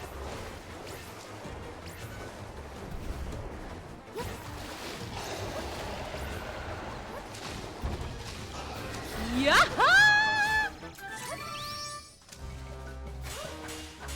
Alright. Quack, quack, quack, quack. Oh, go back, go back, go back, go back, go back, go back, go back. Oh, wait. Oh, he was puking them. Oh, that really is pretty sus. I can't do the ding, ding, ding, ding, ding, ding, ding, ding, ding. How do you do it? Ding, ding, ding, ding, ding, ding. No, ding, ding, ding, ding, ding, ding, ding, ding. How do you do it? Anyways, whatever. You get the point. Among Us. Yes, why not? Oh, God. Oh, fuck. Okay, this is going to be rough. But maybe I'll figure something out. Question mark? Because, like, I threw the bomb. It just didn't take... Oh, I guess it was just, like, have him eat two, and then you can thwack him again. Okay. Because I'm like, it didn't even 30%. No, okay. I get it. Oh, yep. Okay, now I gotta stop again. Okay. I get it. Oh, at least the two Zora leaders can be my cheerleaders. They're always there when I need them. Oh, I think that I found myself two cheerleaders. They're always there when I need them. Not. Even if I don't need them, they're nice, I guess. Sorry. Oh, Christ! Owie. That hurt.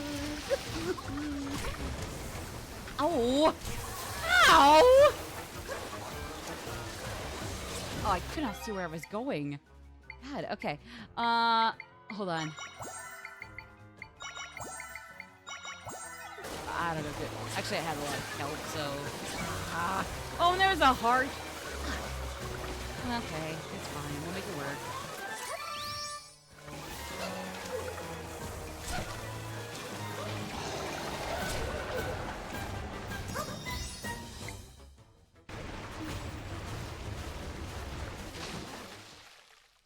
Yep. Oh, not even a big boom. Hey, that's good enough for me. Oh, there's the boom. Definitely a more graceful and subtle boom, but it works. Oh, hey, even if Jaboo there was fake, at least the two sidekicks are not fake. Oh yeah, no, because the fake one's been around since the rifts and all that. So like the fake one had swallowed up the sidekicks from the start. Duh. Okay, my bad. Okay. Helping each other out. You're welcome. Mr. Libido either went to prison or learned how to take care of himself in his surroundings and became Mr. Clean. That is a game theory I really did not think of, but now that you put it that concisely yet logically, huh. Maybe RGG has their hands, not like grubby, greedy hands, I think, but just their hands in corporates. I think they have their hands in more than we thought they would. Maybe they're not greedy or grubby hands, but they're still hands, and they got their hands in more places than we probably expect. Good for them, I guess. I guess it's no wonder they're able to pump out relatively quality games yearly and never have a point where they have like a slump like Game Freak and Pokemon. No disrespect to them because Pokemon is still a beloved icon for a reason, and when they are able to make something good, I've no doubt they are very capable of that. It's just, yeah, you could tell when something is maybe not necessarily bad, but rushed. And again, I'm not even into Pokemon personally, and even I can tell, like, maybe something might look really good from there, or sometimes another thing might be like, even at most, I could tell that I would definitely prefer playing some of the other games they've had over that. And that's definitely not a great way to dabble in Pokemon maybe someday.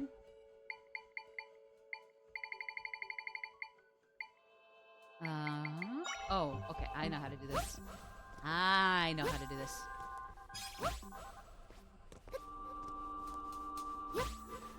Actually, when are we gonna get... I don't want to spoil it, especially if it's not happening yet, but I'm curious. At some point here, sooner rather than later, we could get...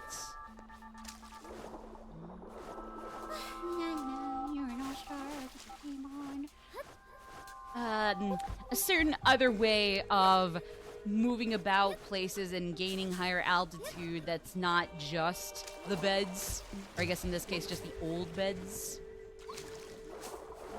There's another one that I overuse a lot if it's not the old bed, and one other kind we get way later into the game, but there it is! Besides the old bed and something else we'll get way later into the game, one of the most overpowered uses of gaining mobility and agility simultaneously. The water block. I mean, like, you gotta have something so that, at least one of those aforementioned water blocks, you gotta have, like, a piece of ground below or wall a slot next to it. So that way it stays leveled. You can't let the blocks just can't float in midair unless they have like something next to or below them to support it. But like even so, oh boy, this is gonna take us places.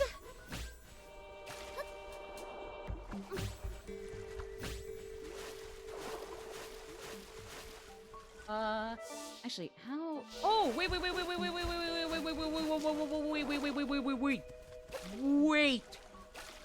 No, wait.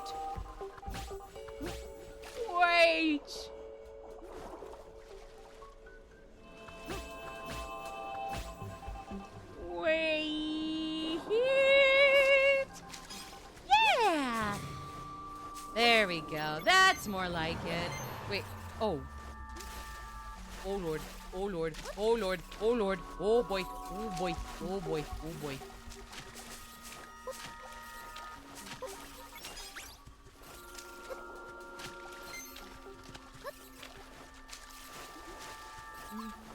Eek, ooh, ooh, ooh, ting tang, walla walla bing bang. I'm gonna have to go there at some point. Oh, ooh, eek.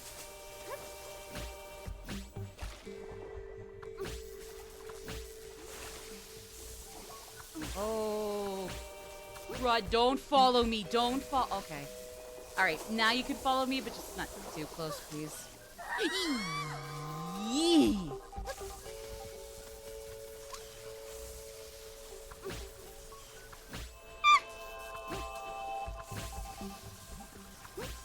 Nope. Christ on a butt. There we go. Thank you. Oh, here. One other thing. Hey, no. Ah.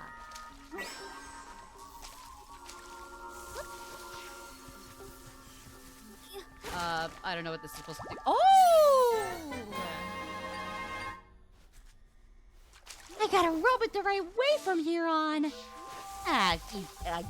Give me a challenge, pal. That's nothing. I can rub Christina Aguilera Genie the right way any day.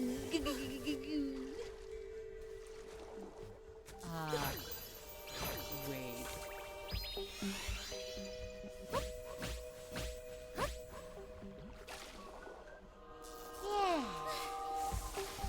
Yeah.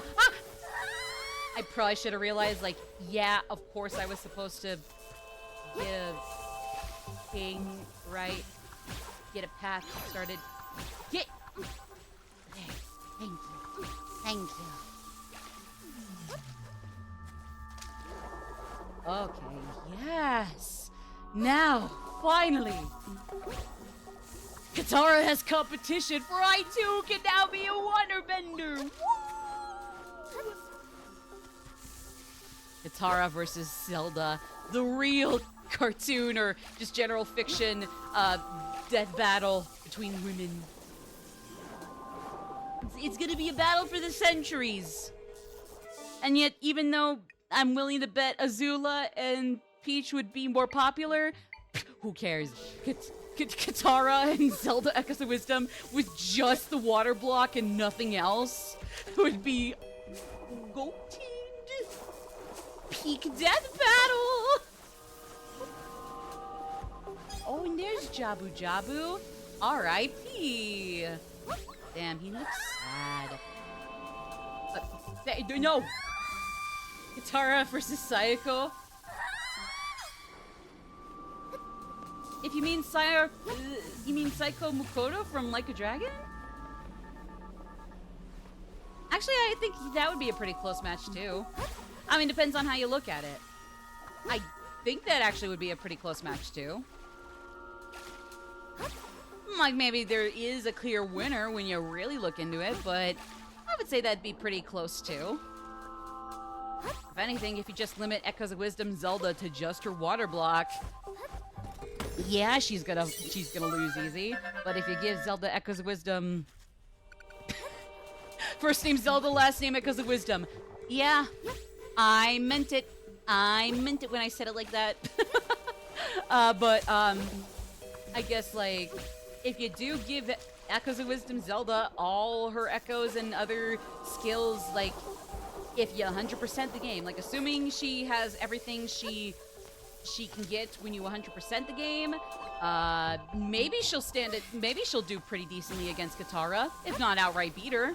It's just with water blocks by themselves, yeah, no, Echoes of Wisdom Zelda then is screwed. But again, with everything she could have at the end of the Echoes of Wisdom, that's when Echoes of Wisdom Zelda might stand a chance. Or, not even just stand a chance, but for sure then win. I don't know. Take her with all the Dragon Quest powers Ichiban's imagination gives her. Yeah, no, I figured as much. Like, if you give her, if Ichiban's imagination and or very most ideal schizophrenia, most ideal allegory for schizophrenia, I don't know exactly, I've heard something about that. Like, if you give her that, then like, oh yeah, she could probably stand a chance. Like, trying to think of what exactly her equivalents to, like, typical JRPG powers are, like, because, like, I don't think there's anything elemental in her attacks. It's really just, like, a lot of physical stuff, and then, so, I believe a few healing powers, not as much as Nanba, but yeah, I mean, she could stand a chance, too. Only thing is that Katara for sure has healing powers, so I forget how you can inflict healing on yourself with waterbending amidst a battle, but I mean, I guess that might be the only other issue, is like, if Katara can do all that, can Seiko get something? Like, if you give her the idol job, I think it was. It was the idol job, I'm pretty sure. Like, if you give her that, all that, give her a good push. I don't know. I think her hostess stuff or whatever gives her ice type abilities, and I think one of them gives her fire powers. Fair enough. I mean, I have no reason to not take your word for it, even if not necessarily, because, like, admittedly, I only just used idol. And that gave her healing. I think that might have given her some sort of other attack thing that wasn't just, like, not so that was, like, non-elemental. Or maybe it was just physical. Not sure. And I'm almost about to say it like I'm about to go into, like, Persona elemental versus physical abilities and any of those for Shin Megami Tensei, so at that point I'm definitely getting the wrong idea. Okay, so like if I accidentally put one of those down, it's not gonna throw a fit at me. Nice. Nice. Come on, I need to get a breath, you asshole. Let me breathe, otherwise we're not gonna have a good fight at the end of this, Brusky. Also, yeah, if you couldn't tell, since it's definitely can't get you in the 2D side scroll like this, well, it's not a side scroller, at least not an auto one or an automatic one. Yeah, that's our boss. It's one of those where, like, they kind of chase you for the majority of the temple, and then at the end you actually fight them. So, like, until then, you kind of gotta run from them and or their obstacles. But yeah, still simple but cool idea for a Zora water dungeon battle boss enemy in this game. Simple, but nice, effective. You know? Like, you probably expect something like this, but it works. Used a lot of jobs in, like, Dragon the Whereabouts of Light and Darkness, so I've seen lots of elemental stuff that's not just from Ichiban's lightning bag. Yeah, because I'm trying to think. I'm pretty sure, like, Nanba in his default class, because I just kept him in his default job. Well, I started off with him as an idol, I think, but then just left him in his hobo state later. I'm pretty sure he had or has like some kind of fire skills that are like really, really useful, even towards the end of the game. aren't those just straight in his default hobo job, or no?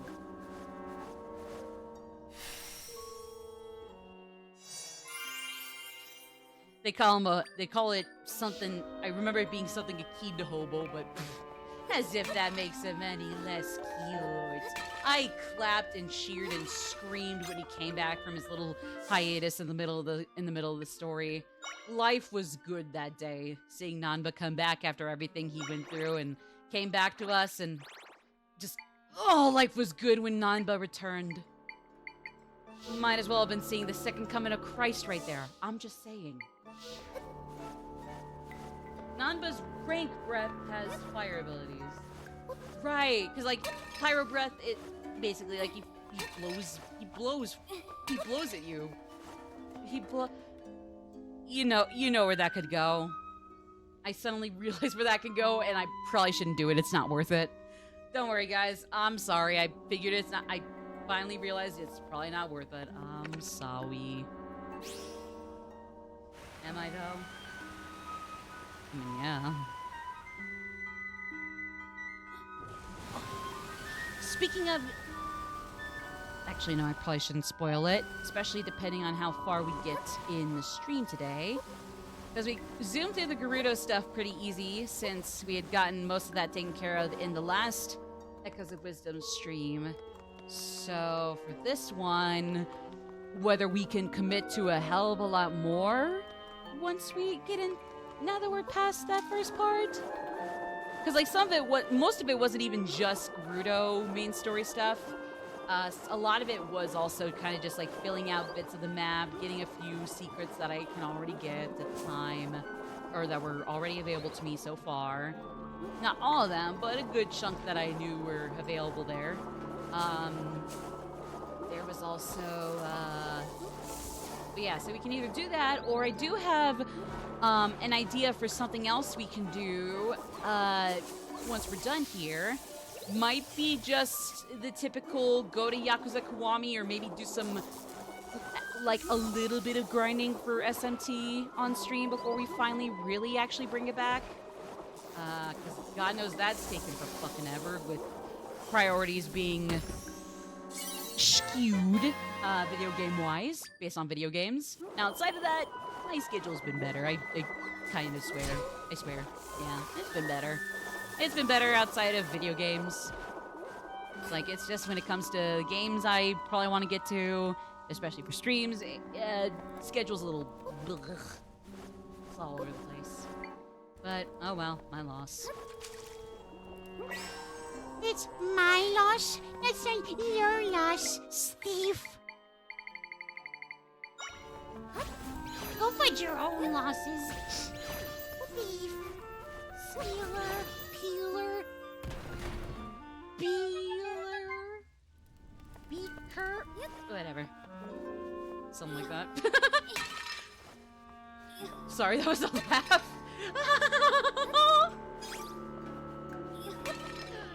Anyways, there! Blue Dubbity! That was good when Kiryu appeared and knocked out Ichiban immediately, and it was revealed the whole fight was in his imagination. That whole ass boss battle, and in reality, he didn't stand a chance, our beautiful boy. My beautiful puppy dog.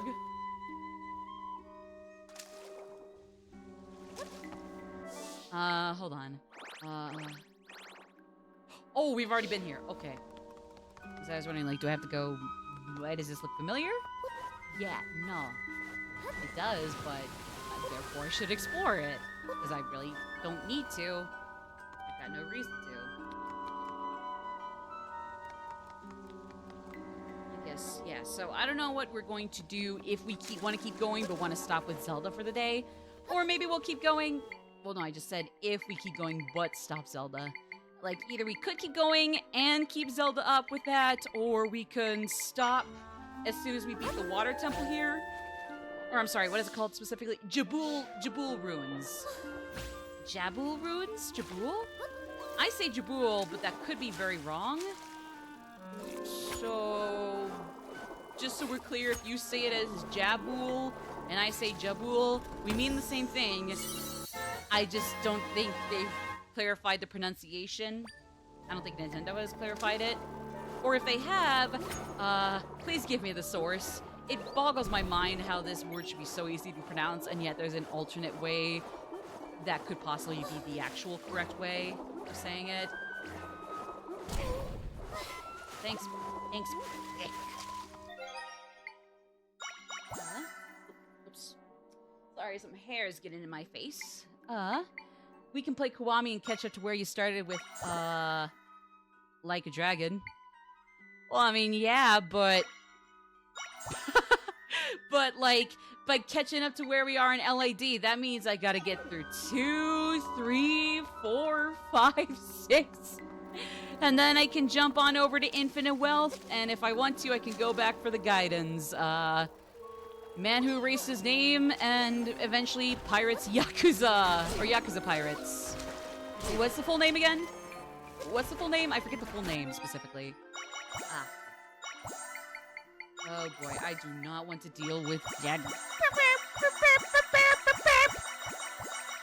So just please, I got an abundance of kelp. Thank you.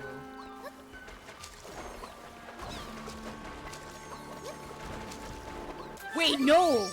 Duh! I kill the sharkies!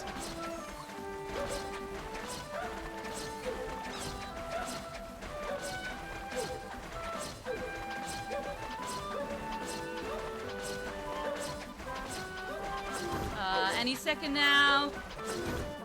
Yeah! That's what I want out of you. Oh, Christ, no. Sorry, dude. Sorry, broskies. But until I finish this, and until I get to the whole, until I beat the whole series up to 1 through 6 and jump over to 7 for it, I haven't even bought Infinite Wealth. I will. I just am not going to until I've gotten far enough. Just feels like until I can get there, even a game as good as Infinite Wealth, supposedly it's pretty good. Ending's kind of alright, apparently, which is surprising given Kiryu's back for his apparent last ride. So that honestly is very surprising to me. But like, apparently, other than that, the game is really damn good. But yeah, yeah, no, but even so, until I beat the rest of the series up to that point, I am not gonna buy Infinite Wealth yet. I want you to play Like a Dragon again, but with Japanese or something. I beat the game in English. No. I mean, the most I could do is maybe just go dink around in Premium Adventure, but honestly, unless I do, unless enough time has passed, there will be no replay pilgrimages for Like a Dragon or Persona 5 Royal, my 2 favorite games of all time by this point. We're not doing any of those fancy pilgrimages through my favorite games of all time until enough time has passed. Because I already did a replay of Persona 5 Royal way back when. Didn't even necessarily finish it. I was recording straight from my PS4 at the time, so I couldn't even do third semester. So basically, by the time we beat up the final boss, or I guess the vanilla final boss, it was basically as good as done. And like, hey, like I said, Persona 5 Royal, and in this case, Yakuza Like a Dragon, I would genuinely be down to, like, I guess, as I say it, do, like, an all-time favorite game pilgrimage, or I guess, like, replay pilgrimage, at some point, but I'm not gonna do it too soon. So, if I ever play Like a Dragon, especially in this case, since it does have a lot to do outside of the main story stuff, don't really expect anything more than just, like, anything I have missed in the original.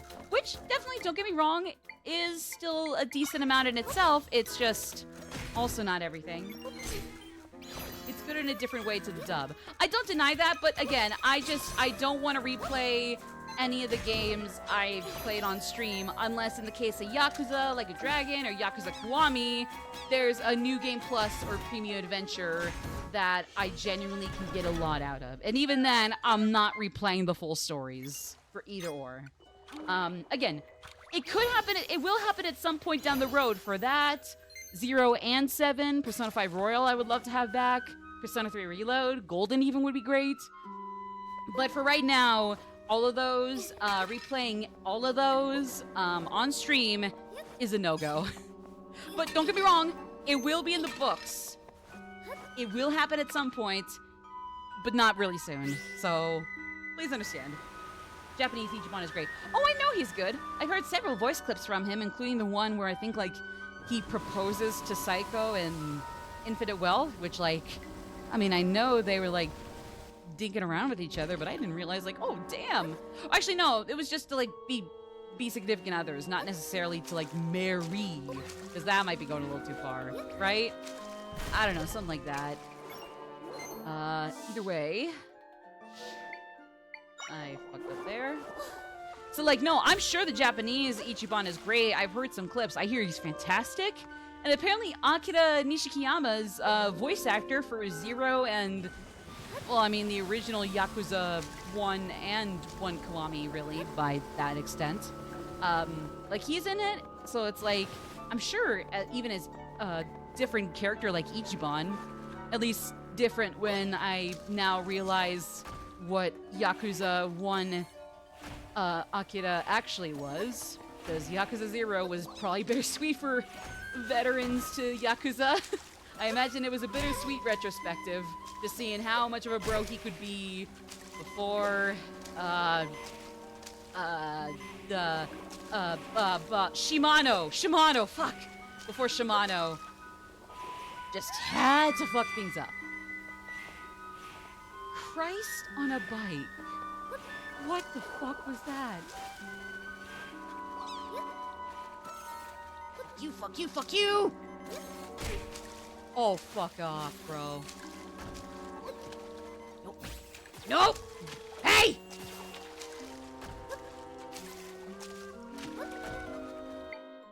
Okay, that's not gonna work, so I have a better plan. Yeah, there we go. Yuppie!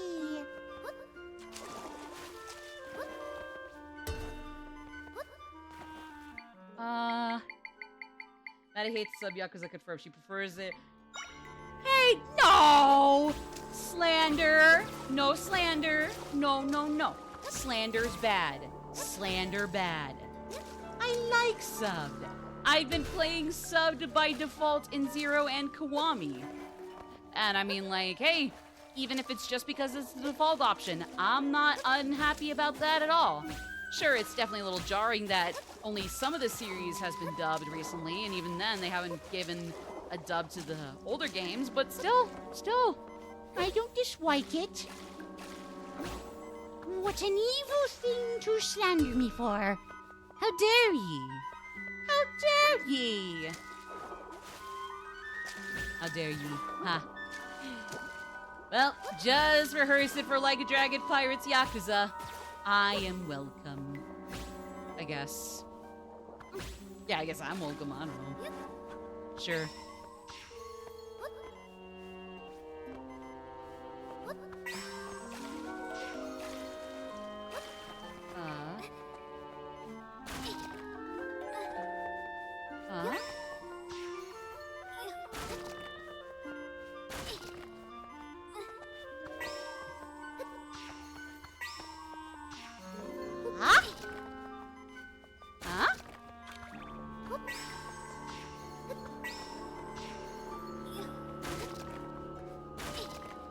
There we go.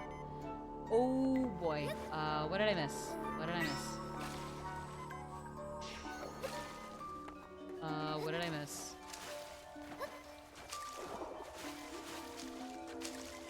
But. Oh god, how is Zelda? No wonder people somehow drown in water, despite it not looking too dangerous. Like, Jesus Christ! How is Zelda not dead here already? My god. This is a nuisance. Just like the thought of the 7th game of the series being in Japanese. No, I do not. Hey, no, I don't. I don't. Nah. Like, Takaya, that's Ichiban and Akira? Like, nah, he's lovely. It's just if I can help it, more so if people, can't watch the screen and need to rely on the dub, I go with the English dub. Besides, the English dub is pretty good in itself too. Which one is better than the other? I'm not sure, and I'm sure arguments for either or being better are valid, but me personally, it's like, I don't care. They're both good. I just want to play in English. There's nothing wrong with that. There's nothing wrong with that. Come on now, guys. Oh, fuck. Hold up. Oh, God. I need to figure out what I want to do.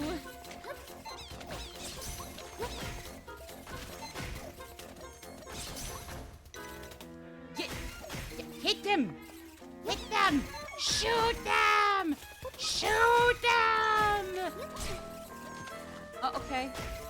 Or don't. Sure, that works too. Okay.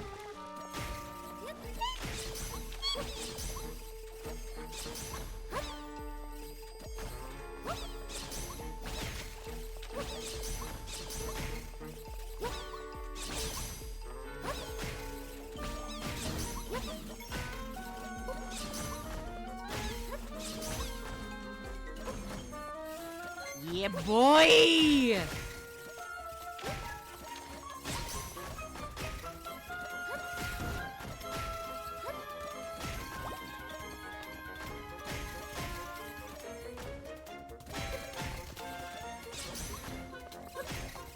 Come on.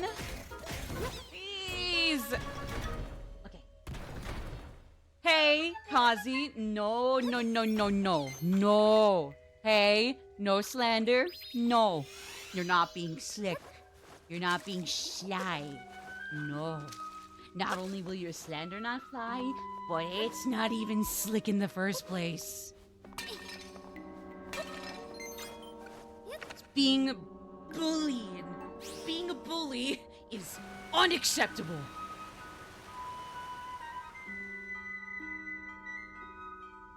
Oh no, wait, I think the the hard-ass, unacceptable comes from that one, that one goofy meme series about, the Knights of the Templar or Dark Souls guy and, his faceless behind-the-camera son. I want to be very obvious. Ah. Well, too bad for you. That will still be your detriment. Wait, I forgot. I know what I gotta do now. Hold on. I lost track of how many I needed, but... Or no, I am supposed to go this way? Oh, right. I didn't go there. It just put it on the map, but I didn't actually go in there. Okay. I thought I was going nuts for a second. Wait, I thought I didn't get everything, but oh, did I? Okay. Oh, wait, no, it's true. I didn't get everything yet. Okay. It's cool. And, ooh, we got a chest coming up here. Go.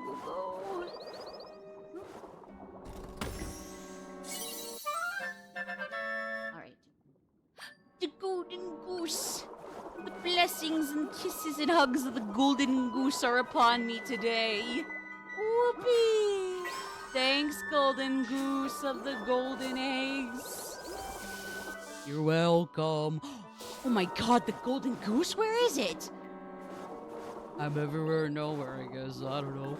Oh my god, really? That's possible? I mean, sure, yeah. I guess. I'm the golden goose. Oh my lord. Oh, yeah, buddy. Yeah, sure, yeah. Keep dreaming. Wait, what's that supposed to mean? I'm inside your head, asshole. No way!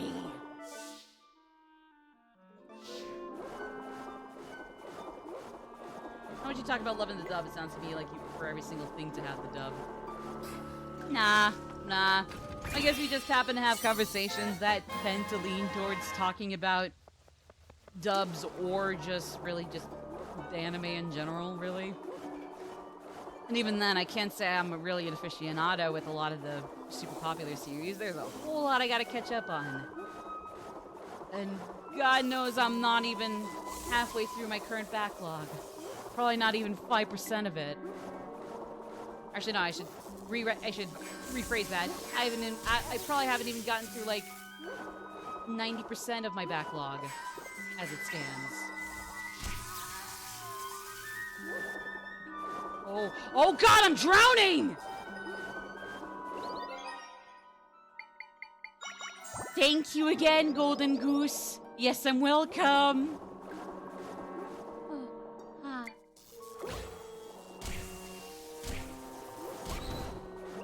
Yeah.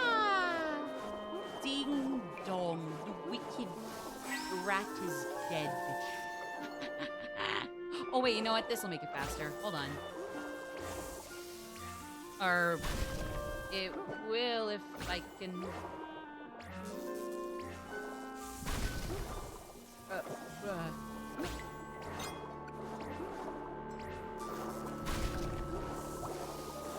Dub just feels wrong for Yakuza, especially with how much people love it and say it's better than the Kiryu Saga just because it's dubbed. Really?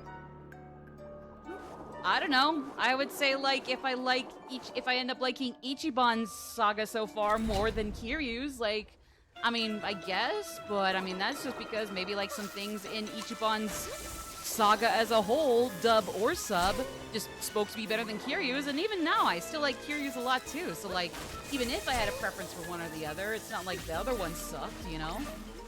Like, God no. And, like, it's not even just for the dub. Like, sure, I mean, awesome that we finally have it accessible to more countries and different languages, not just in their subtitles, but also in, you know, their voices, so you kind of get the best of both worlds. Doesn't mean like dub and sub as a concept is already the best of both worlds, because you can either have the original language with subtitles so you still understand it, or you get you understand the language that's being spoken and it's still a decent performance usually. And hey, when it's not a good performance, when the voice acting is not great, then yeah, that's totally one thing. But like, no, I genuinely don't think it's better or worse just for the dub. Like, I like using the dub because I like the dub, but that doesn't mean I mean disrespect against Kiryu's majority of the story, because his story takes out the majority of the series still. So like, why disrespect the majority of the series by that logic, you know? Like, nah, God no. Like, just because I prefer to play in the English dub doesn't mean I hate the Japanese dub. Nah, by that logic, I would have considered Yakuza 0 and 1 Kiwami some of my least favorite games. But no, Yakuza 0 still comes in a close second as my favorite. And Yakuza Kiwami so far shaping up to be probably third place, maybe second. Maybe it'll take up second or first, though, as soon as I get deeper into it. We'll see. But either way, like, regardless of how it stacks up towards the end here, like, it's still great. It's still very good.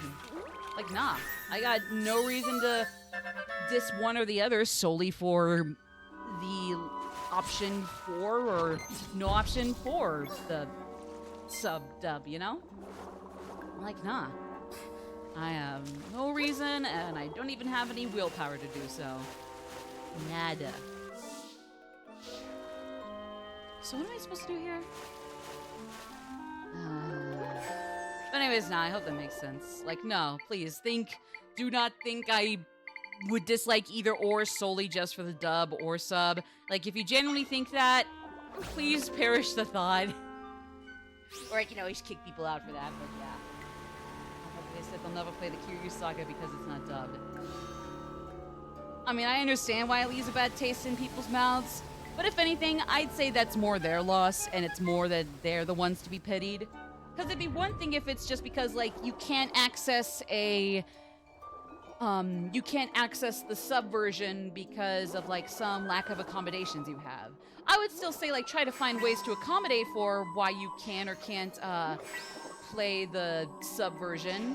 But I mean, like, that's one thing still. Like, if you just cannot access subbed games that are otherwise voiced in other languages, like, again, I would still say just give it a chance regardless, or like find a way to accommodate for that. But like, besides that, that's one thing. And even then, I don't think people who can't access the English dub due to like a disability or whatnot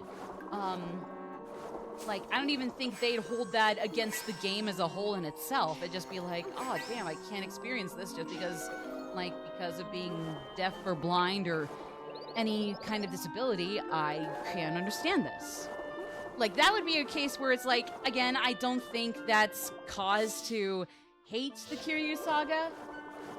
But, like, if it's just, like, you can't play those games because of the lack of a dub, then, like, you don't have access or reasonable accommodation for subs, that's one thing. But then, like, if people just don't like it because they just want a dub in general and don't get it, so they're not going to give it a chance, then, yeah, that's more their loss than anybody else's. Majority of dub fans don't even love the dub. They just don't want to hear a language that's not what they speak. Again, I would just say that really, at least in my opinion, and some might consider this a little callous, and even I'm just kind of thinking in my head like, oh, this is a harsh thing to say about the people who just suck off the dub as opposed to liking it and the sub, maybe one or the other more than the other one, but still, like, I would just say, like, really, that's their loss more than anybody else's.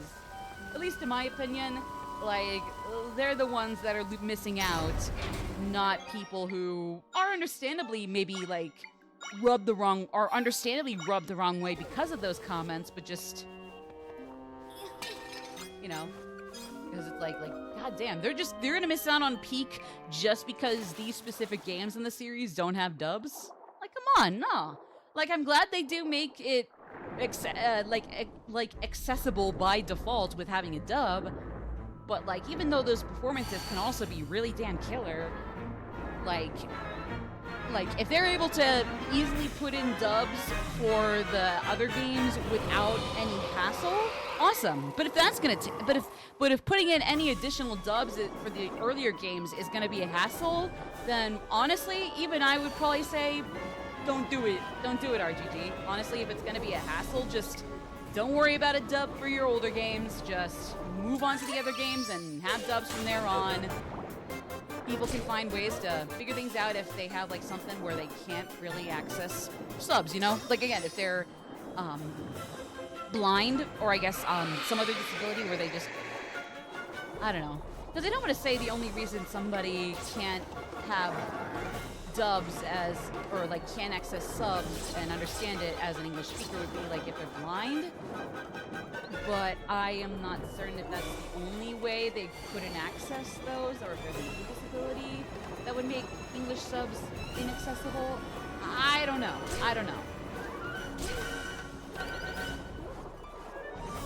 But, like, even in that case, I don't think they'd hold it against RGG or those games as a whole. Maybe it'd just be like, oh, just a bummer that, like, that they're gonna need accommodation for that. And I understand the kind of the feeling of, like, oh, damn it, really? But, like, again, I don't even think they'd hold it against the game if they can't access or just really can't work with the English stuff. Matter reading comprehension. Oh yeah, no, God, yeah, absolutely. I agree. Ah, fuck, it's ad break time. Can they warn me about the ad breaks? It's like, God. Alright, let's just get this boss battle done with, and then we'll let the ad breaks roll.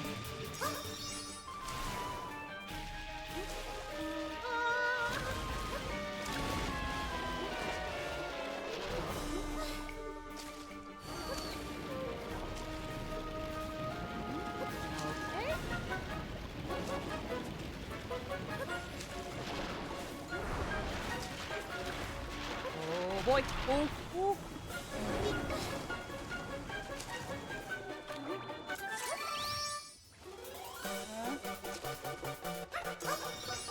Oh, no, hold on. What is the, what do I need for this? Oh yeah, right!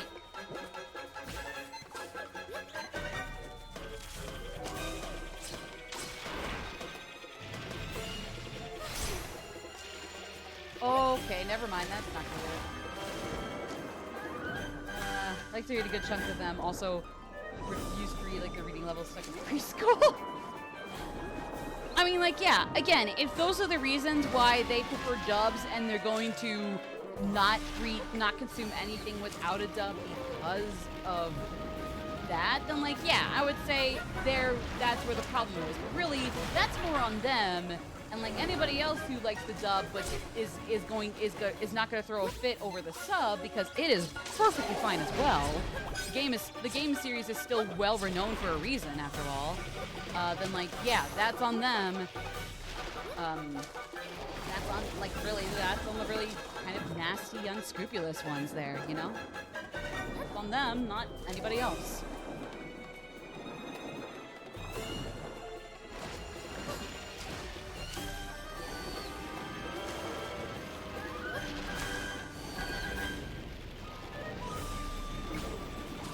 Oh wait, oh fuck, oh god. Oh god.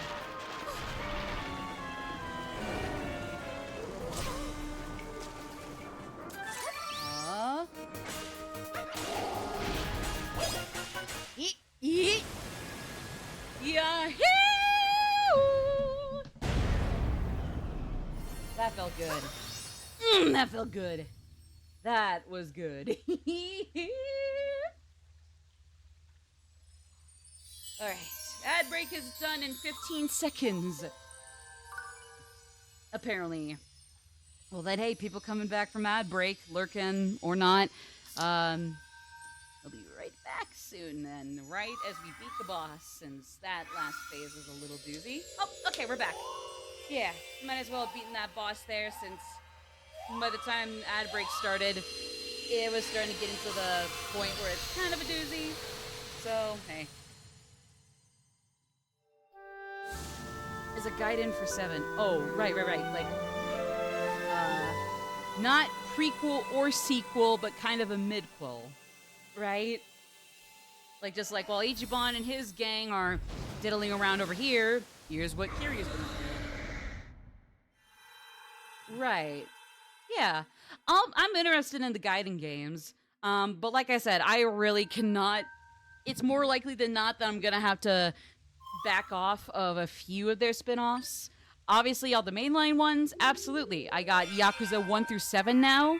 Just gotta play 1 to 6, and I'll be caught up.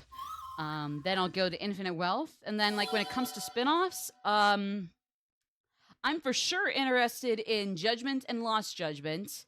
At this point, if I'm interested in Pirates Yakuza, I'll definitely consider The Man Who Erased His Name for sure. Probably right on par there. But then, even though Ishin looks great, that might be the one I skip out on, at least for a longer while.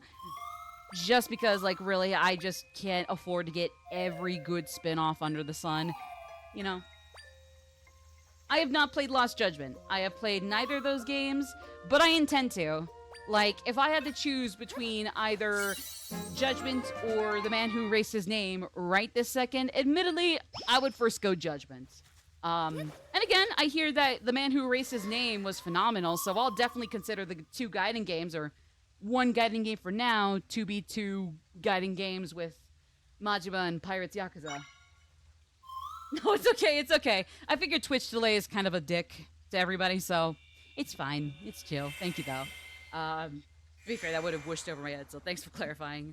But, yeah, no, like again, it seems like both the Judgment games and, the guiding games, or at least the 1 guiding game to become 2 of them next year, they seem great. So I'll for sure, get those when I'm able to, but just because of budget, don't expect it very soon.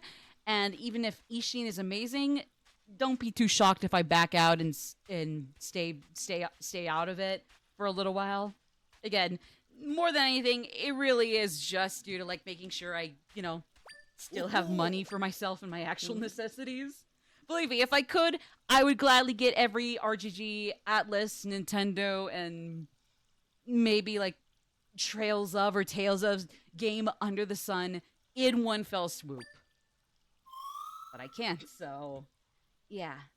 Judgment is after 6, and Lost Judgment is after 7. Oh, okay. So there's spin-off games that are kind of 6-7 mid-cools, and then 7-8 mid-cool. Cool. Gotcha. Well, I say mid-cool, but, like, I'm sure, like, obviously, it's, like, it's not like it's, like, that dependent on Yakuza. At least to some extent. So that's cool.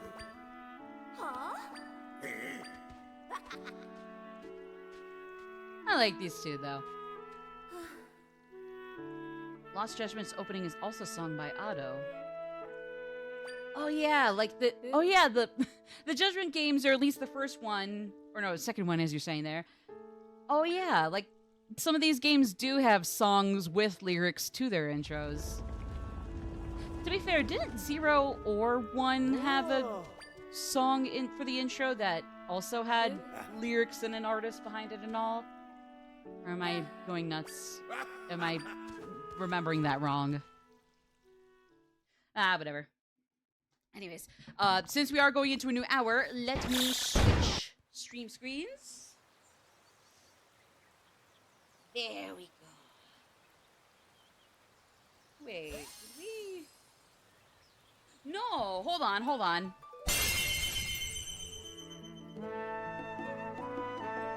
Gotta go back here. There we go. Might as well just hop around all there and all that. It's the Maroon 6! Wow! Or I guess it's the beach duds. Beach duds. Zero's opening and ending were sung by Shona no Kaze, which was replaced by the international release because copyright reasons or something. Even RGG themselves can't escape the DMCA. God, the copyright rules and the music industry is full of people who are so damn stingy. Not even people who want to reasonably protect the copyright laws behind music and whatnot and make sure they're respected. Nah, just people who will abuse them, but not to steal off the songs, but it will abuse them in a way to harm other people who haven't even stolen them. My God, fuck the DMCA and royalties, specifically in the music industry. Like, fuck them. Not even RGG has copyright access to their international release. Oh my God. Opal and Kurenhai are beautiful songs. That really is frustrating. Well, something to listen to later. Oh, sure. Sorry to my best manners. My name is Right, General for the Kingdom of Hyrule. The right hand of God. Oh my God. It's the right hand of God in the flesh. Oh. With a W. Capital W. And therefore subsequent lowercase r. Oh my God, it's real. So basically, if Zelda takes off her hood for a hot second, if it's somebody who's after her head, it's basically over from then on. Well, thank God this General Wright is not the imposter. It would be pretty sus. I mean, how do you do it? How does the melody go? How does the melody even go? Whatever. Speaking with Minister left immediately. I'm not gonna voice all of these. At least not right here.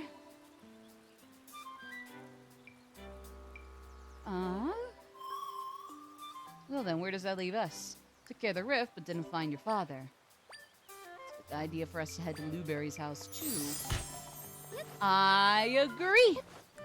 Amen. Oh.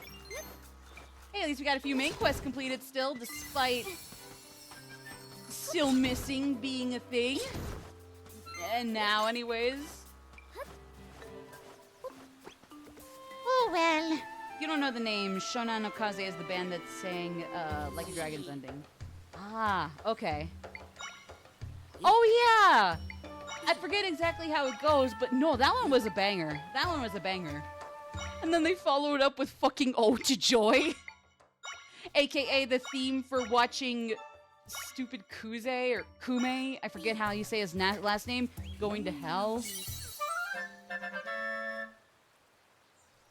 I forget if it's Kume or Kuze. No spoilers, but let's just say I would love for him to either live a miserable life with no popularity or claim or reputation to cling to for the rest of his life, miserably suffering in the background of the Like a Dragon universe but never being brought up, or if he does come back, I hope he dies.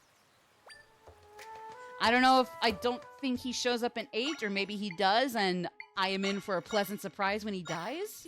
But if and when he does, he better die. Or again, just live out the days in quiet misery in the background and just is never mentioned. I would be fine with that too. I'm not gonna be upset by that. I'm just saying. Basically, either way, I'll take it, because Kuze, I forget. No, Kuze. No, I'm mixing up Kuze with. It's Kume, right? Because isn't Kuze the name of the one boss that, the one guy that you fought in the sewers?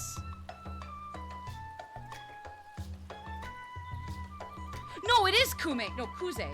Yeah, Yakuza 0 Kuze. Yeah, isn't Kuze the glasses guy, the guy with the glasses you fight in the sewers and all that? Yes, Kuze! I was mixing up Kuze's name with Kume. Okay, so Kume is the dickhead from Bleach Japan that either I want to rot in infamy or no reputation for in the background, or just die when he shows up next. Kuze is also a dickhead, but is actually fun to watch, and if he does get kicked the bucket and or deserve getting to kick the bucket, I am sure it'll at least be fun to watch there too, and I won't feel completely celebratory when he does die.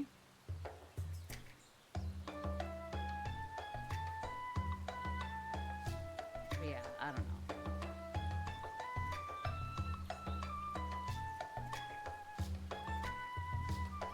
Because, like, basically at the end of Yakuza 0, he was basically, like, he kind of just, like, did he run away or get arrested? Because, like, either way, like, Kuze isn't dead. He's just, he's definitely not getting away with anything else anymore ever again, if I remember correctly. It's just he didn't die. And he's certainly not doing too cozy at the top. Like, no, not at all. No way, Jose. But, yeah. I forget. Okay, so yeah, so that was Kuze from 0. Kume is the Bleach Japan guy. But again, is it so bad that I almost forgot when, again, Kume sucks, and, I mean, he made a great antagonist. But so much so that I wanted Kume's head on the block by the end of the game. But unfortunately, we did not get that. I mean, Kuze might be a dick too, but at least he was a little more fun to watch, and I didn't want him immediately to kick the bucket right then and there. Show the Japanese into Yakuza Kiwami for you to listen to with chatter later.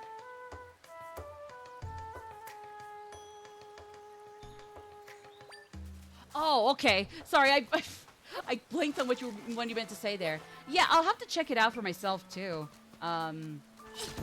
Definitely a shame it couldn't show up in the release, but I will say, whatever is the song that actually plays in the Yakuza Kiwami intro is still a banger. I think it's Turn something? Or like Turn It Up or something. It sounds like it'd be it sounds like it was or would be one of the boss battle themes. I will say though, while I would have liked to have heard this song in the international releases, what they have here is a banger as well. Even though, again, it's probably a boss battle theme I'll hear later. Or maybe I've already heard it and just forgot I heard it already. I have it on my playlist for my own music. I just cannot remember. I have not memorized the name. Despite mopping off those riffs, there's still no sign of the king or Link. King Link. Since it's paid off, Princess, thank you for taking care of those rifts. That leaves but one large rift, one located in Hyrule Castle. All right, that's the one that took these two as well as His Majesty. Our magnanimous king is in a rift even now. And while we stand here yammering away, those frauds are waltzing around in the castle. General Wright, calm yourself. Princess, Mr. Blueberry. Oh, Princess, Mr. Blueberry, Minister left. As Hyrule's general, I cannot stand idly by. I will not stand for this. Arakawa Jr. caused a downfall. Vertical point is in the Japanese version too. Just a battle theme from what I understand. Okay, gotcha. Okay, so it is a battle theme. Gotcha. It's a good theme. I really like it. But like, yeah, it's definitely a bummer that they couldn't bring the actual intro song over. Oh well. Hope he's alright. Thoughts and prayers from yours truly as well. And yes, I say that despite being on that journey myself. Womp womp.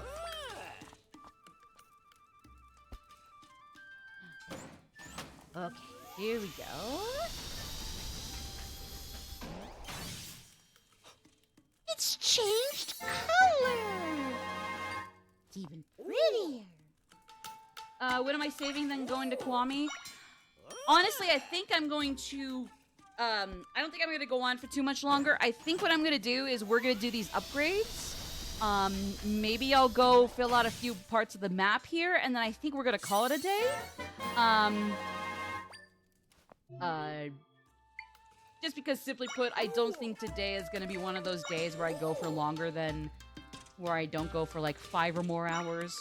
Literally less than 5, a little more than 4 would be fine, though. So, like, I'm sorry we didn't quite have time to go, like, think around in 0 or 7, or maybe continue on with Kiwami. Kiwami is the next thing is the first and, if not the only thing we'll do next stream. It was just like, we could also do it here, or go back to 0 and 7 just to fuck around in those. If we had time, but didn't want to continue with Zelda, I think I'm just gonna leave it at 4.5 hours of stream time today. And like I said, Friday I'll be back with Yakuza Kiwami, and then the day after, Saturday, I'm not sure what we're going to do. I don't think I want to play Metaphor yet.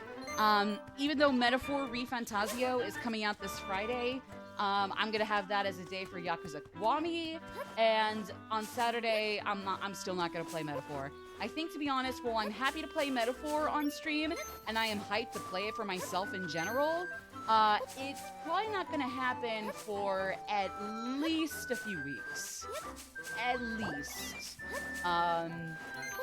Believe me, I understand why everybody else will jump to play it on stream or play it for themselves, or, again, stream it as soon as it's out.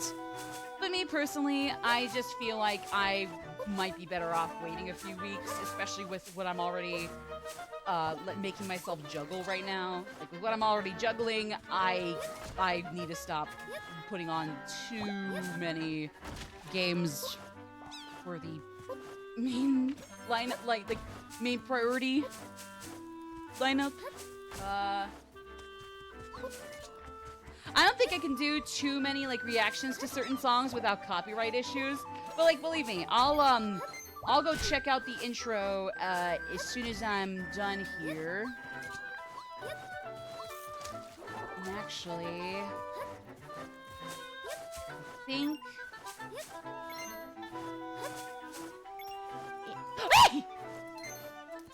Sorry, mild arachnophobia from yours truly. It's mild and non-crippling arachnophobia, but still, I get a little jumpy, to say the least, when I see spiders or scorpions. I mean, as long as it's not gonna harm me, I'm not going to immediately go out for its blood. But yeah. Either way, but nah, like, even though I probably cannot or probably just should not react to the music, today, I'll be sure to listen to it, when I'm done here. Yeah, I definitely gotta go. But yeah. Okay. Sorry, it's just like, oh shoot, I already feel the urge to grab the dog, make sure he's good, take him for a walk, and get some non-streaming projects and little remote work done already. I think once I get some stuff done between today and tomorrow, we should be set for at least a few extra hours, give or take, for streaming this Friday and Saturday consecutively. Like, usually I go every other day, but in this case, I'm happy to go back-to-back Friday, Saturday. Now, if either of those days something happens, I mean, obviously I can't foresee that, but if something does happen and it's an unforeseen obstacle that either shortens the stream time or completely cancels it, then yeah, that's one thing. Because, I mean, like, I guess I could say I could hypothetically postpone Saturday's TBD stream, but, I mean, to be at the same time, it's like I can do a TBD stream anytime I make a schedule, period. So, like, I mean, arguably, like, you might as well say I canceled it for this Saturday, and it's upon that Saturday of 2024 in October that it will never be uncanceled. Like you were going to say to get away from the video game spider.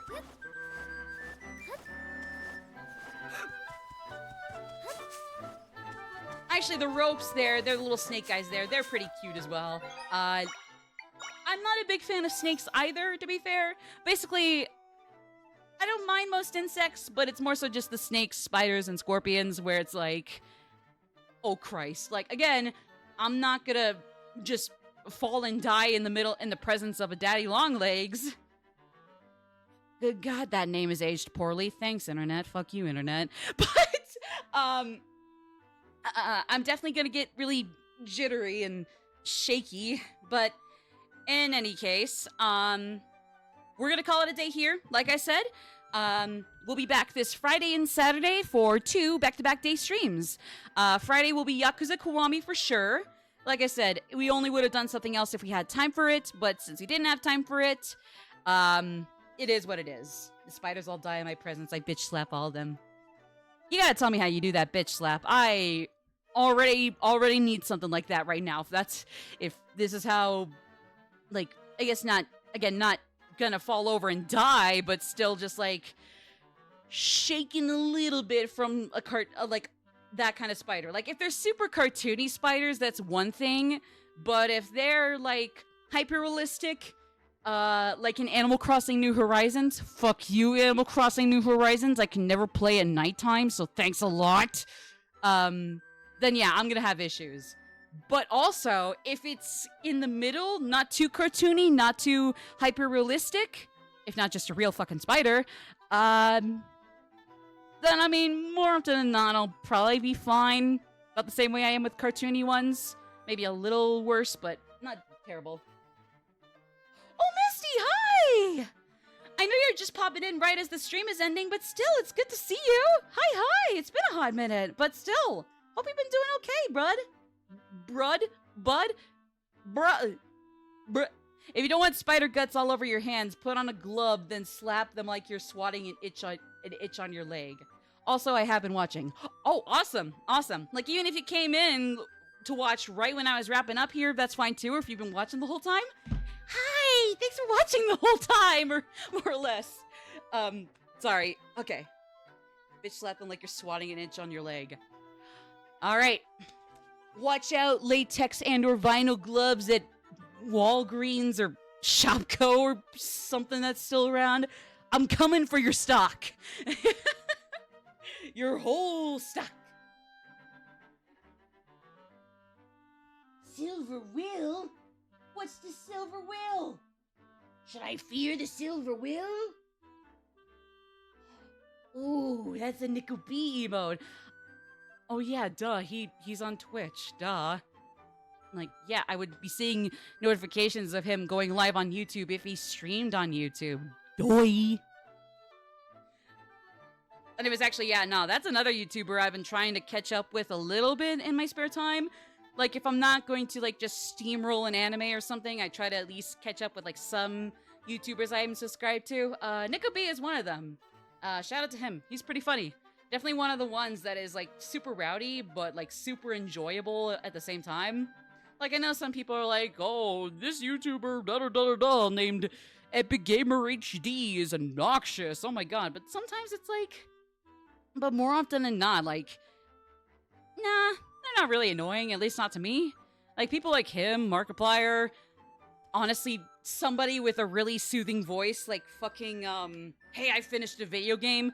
Probably one of the most soothing British accents over video games and video game retrospectives that go on for hours. Like, even some people probably might find that cool guy obnoxious. So it's like, nah, your taste, and you know what? That's fine. But if you're just gonna make it our problem, then at that point, that's a skill issue on your end. So, anyways, but nah, like, anyway, so yeah, Nico B has been somebody I've been trying to watch a few videos or Let's Plays from. He's funny. He's funny. He has an insane knack for improv, as far as I'm aware.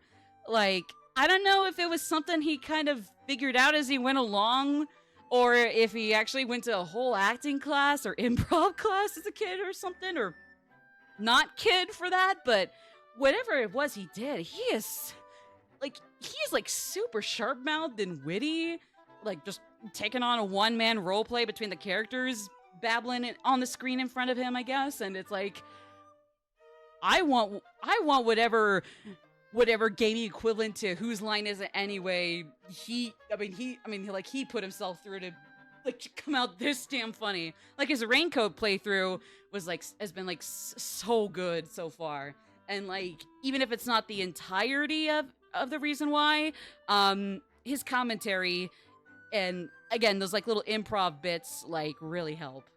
Like that is some dedication, even if it was self-taught or you literally went to a class or something as a kid or not kid. Well, if they're not a kid, they're basically an adult.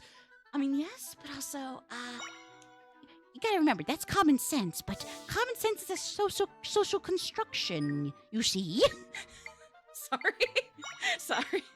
But anyways, okay, so yeah. So, I'm gonna call it a day here. It was really good hanging out, though, guys. I really appreciate it.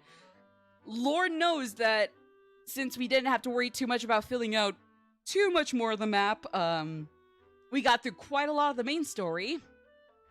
Not a whole lot of side quests yet for the stream playthrough, but that's okay. We'll figure those out as we go along later, since basically now we're back to juggling 3 games in a row. Yeah, I know. I'll go to multitasking too many games that are taking top priority on my Twitch channel jail. I don't know. You could probably take the first letter of each of those words and make the acronym from there, but anyway, so like I said, this Friday and Saturday, back-to-back 2 consecutive days, I'll be back for more streams. Friday will be Yakuza Kiwami. Saturday, TBD. Might be Shin Megami Tensei 3 if I can finally get time to grind it. Honestly, as soon as I settle down here, I might just like do some tasks for my remote job, but then otherwise just steamroll whatever I gotta do to get the proper demons, best experience for myself and the team, actual buffs and debuffs. Just, yeah. Oh yeah, do that, or even just DM me that. Because I'm not sure if the one he did recently was even his first one, or if, like, he's done something for that before. I don't know. Like I said, even with people like him, Scott the Waz, Toad Bup is a relatively new one I've been watching. Or, like, maybe not new in general, but just new for me. I don't know. Like, there's a lot of them I've subscribed to and I'm into that, like, even if I can't marathon all of their videos, I definitely want to catch up with some of the ones that could be considered quintessential for them and or my favorite videos on their respective channels. I don't know. But anyway, so yeah. Friday, Yakuza Kiwami. Saturday, ideally SMT3, but if not, we'll figure it out. So, I'll be seeing you guys then, or you can check me out on my socials, including my Discord, if you want to talk to me a little earlier beyond that. Until then, take care, everybody. We're halfway through the week. Take care of yourselves.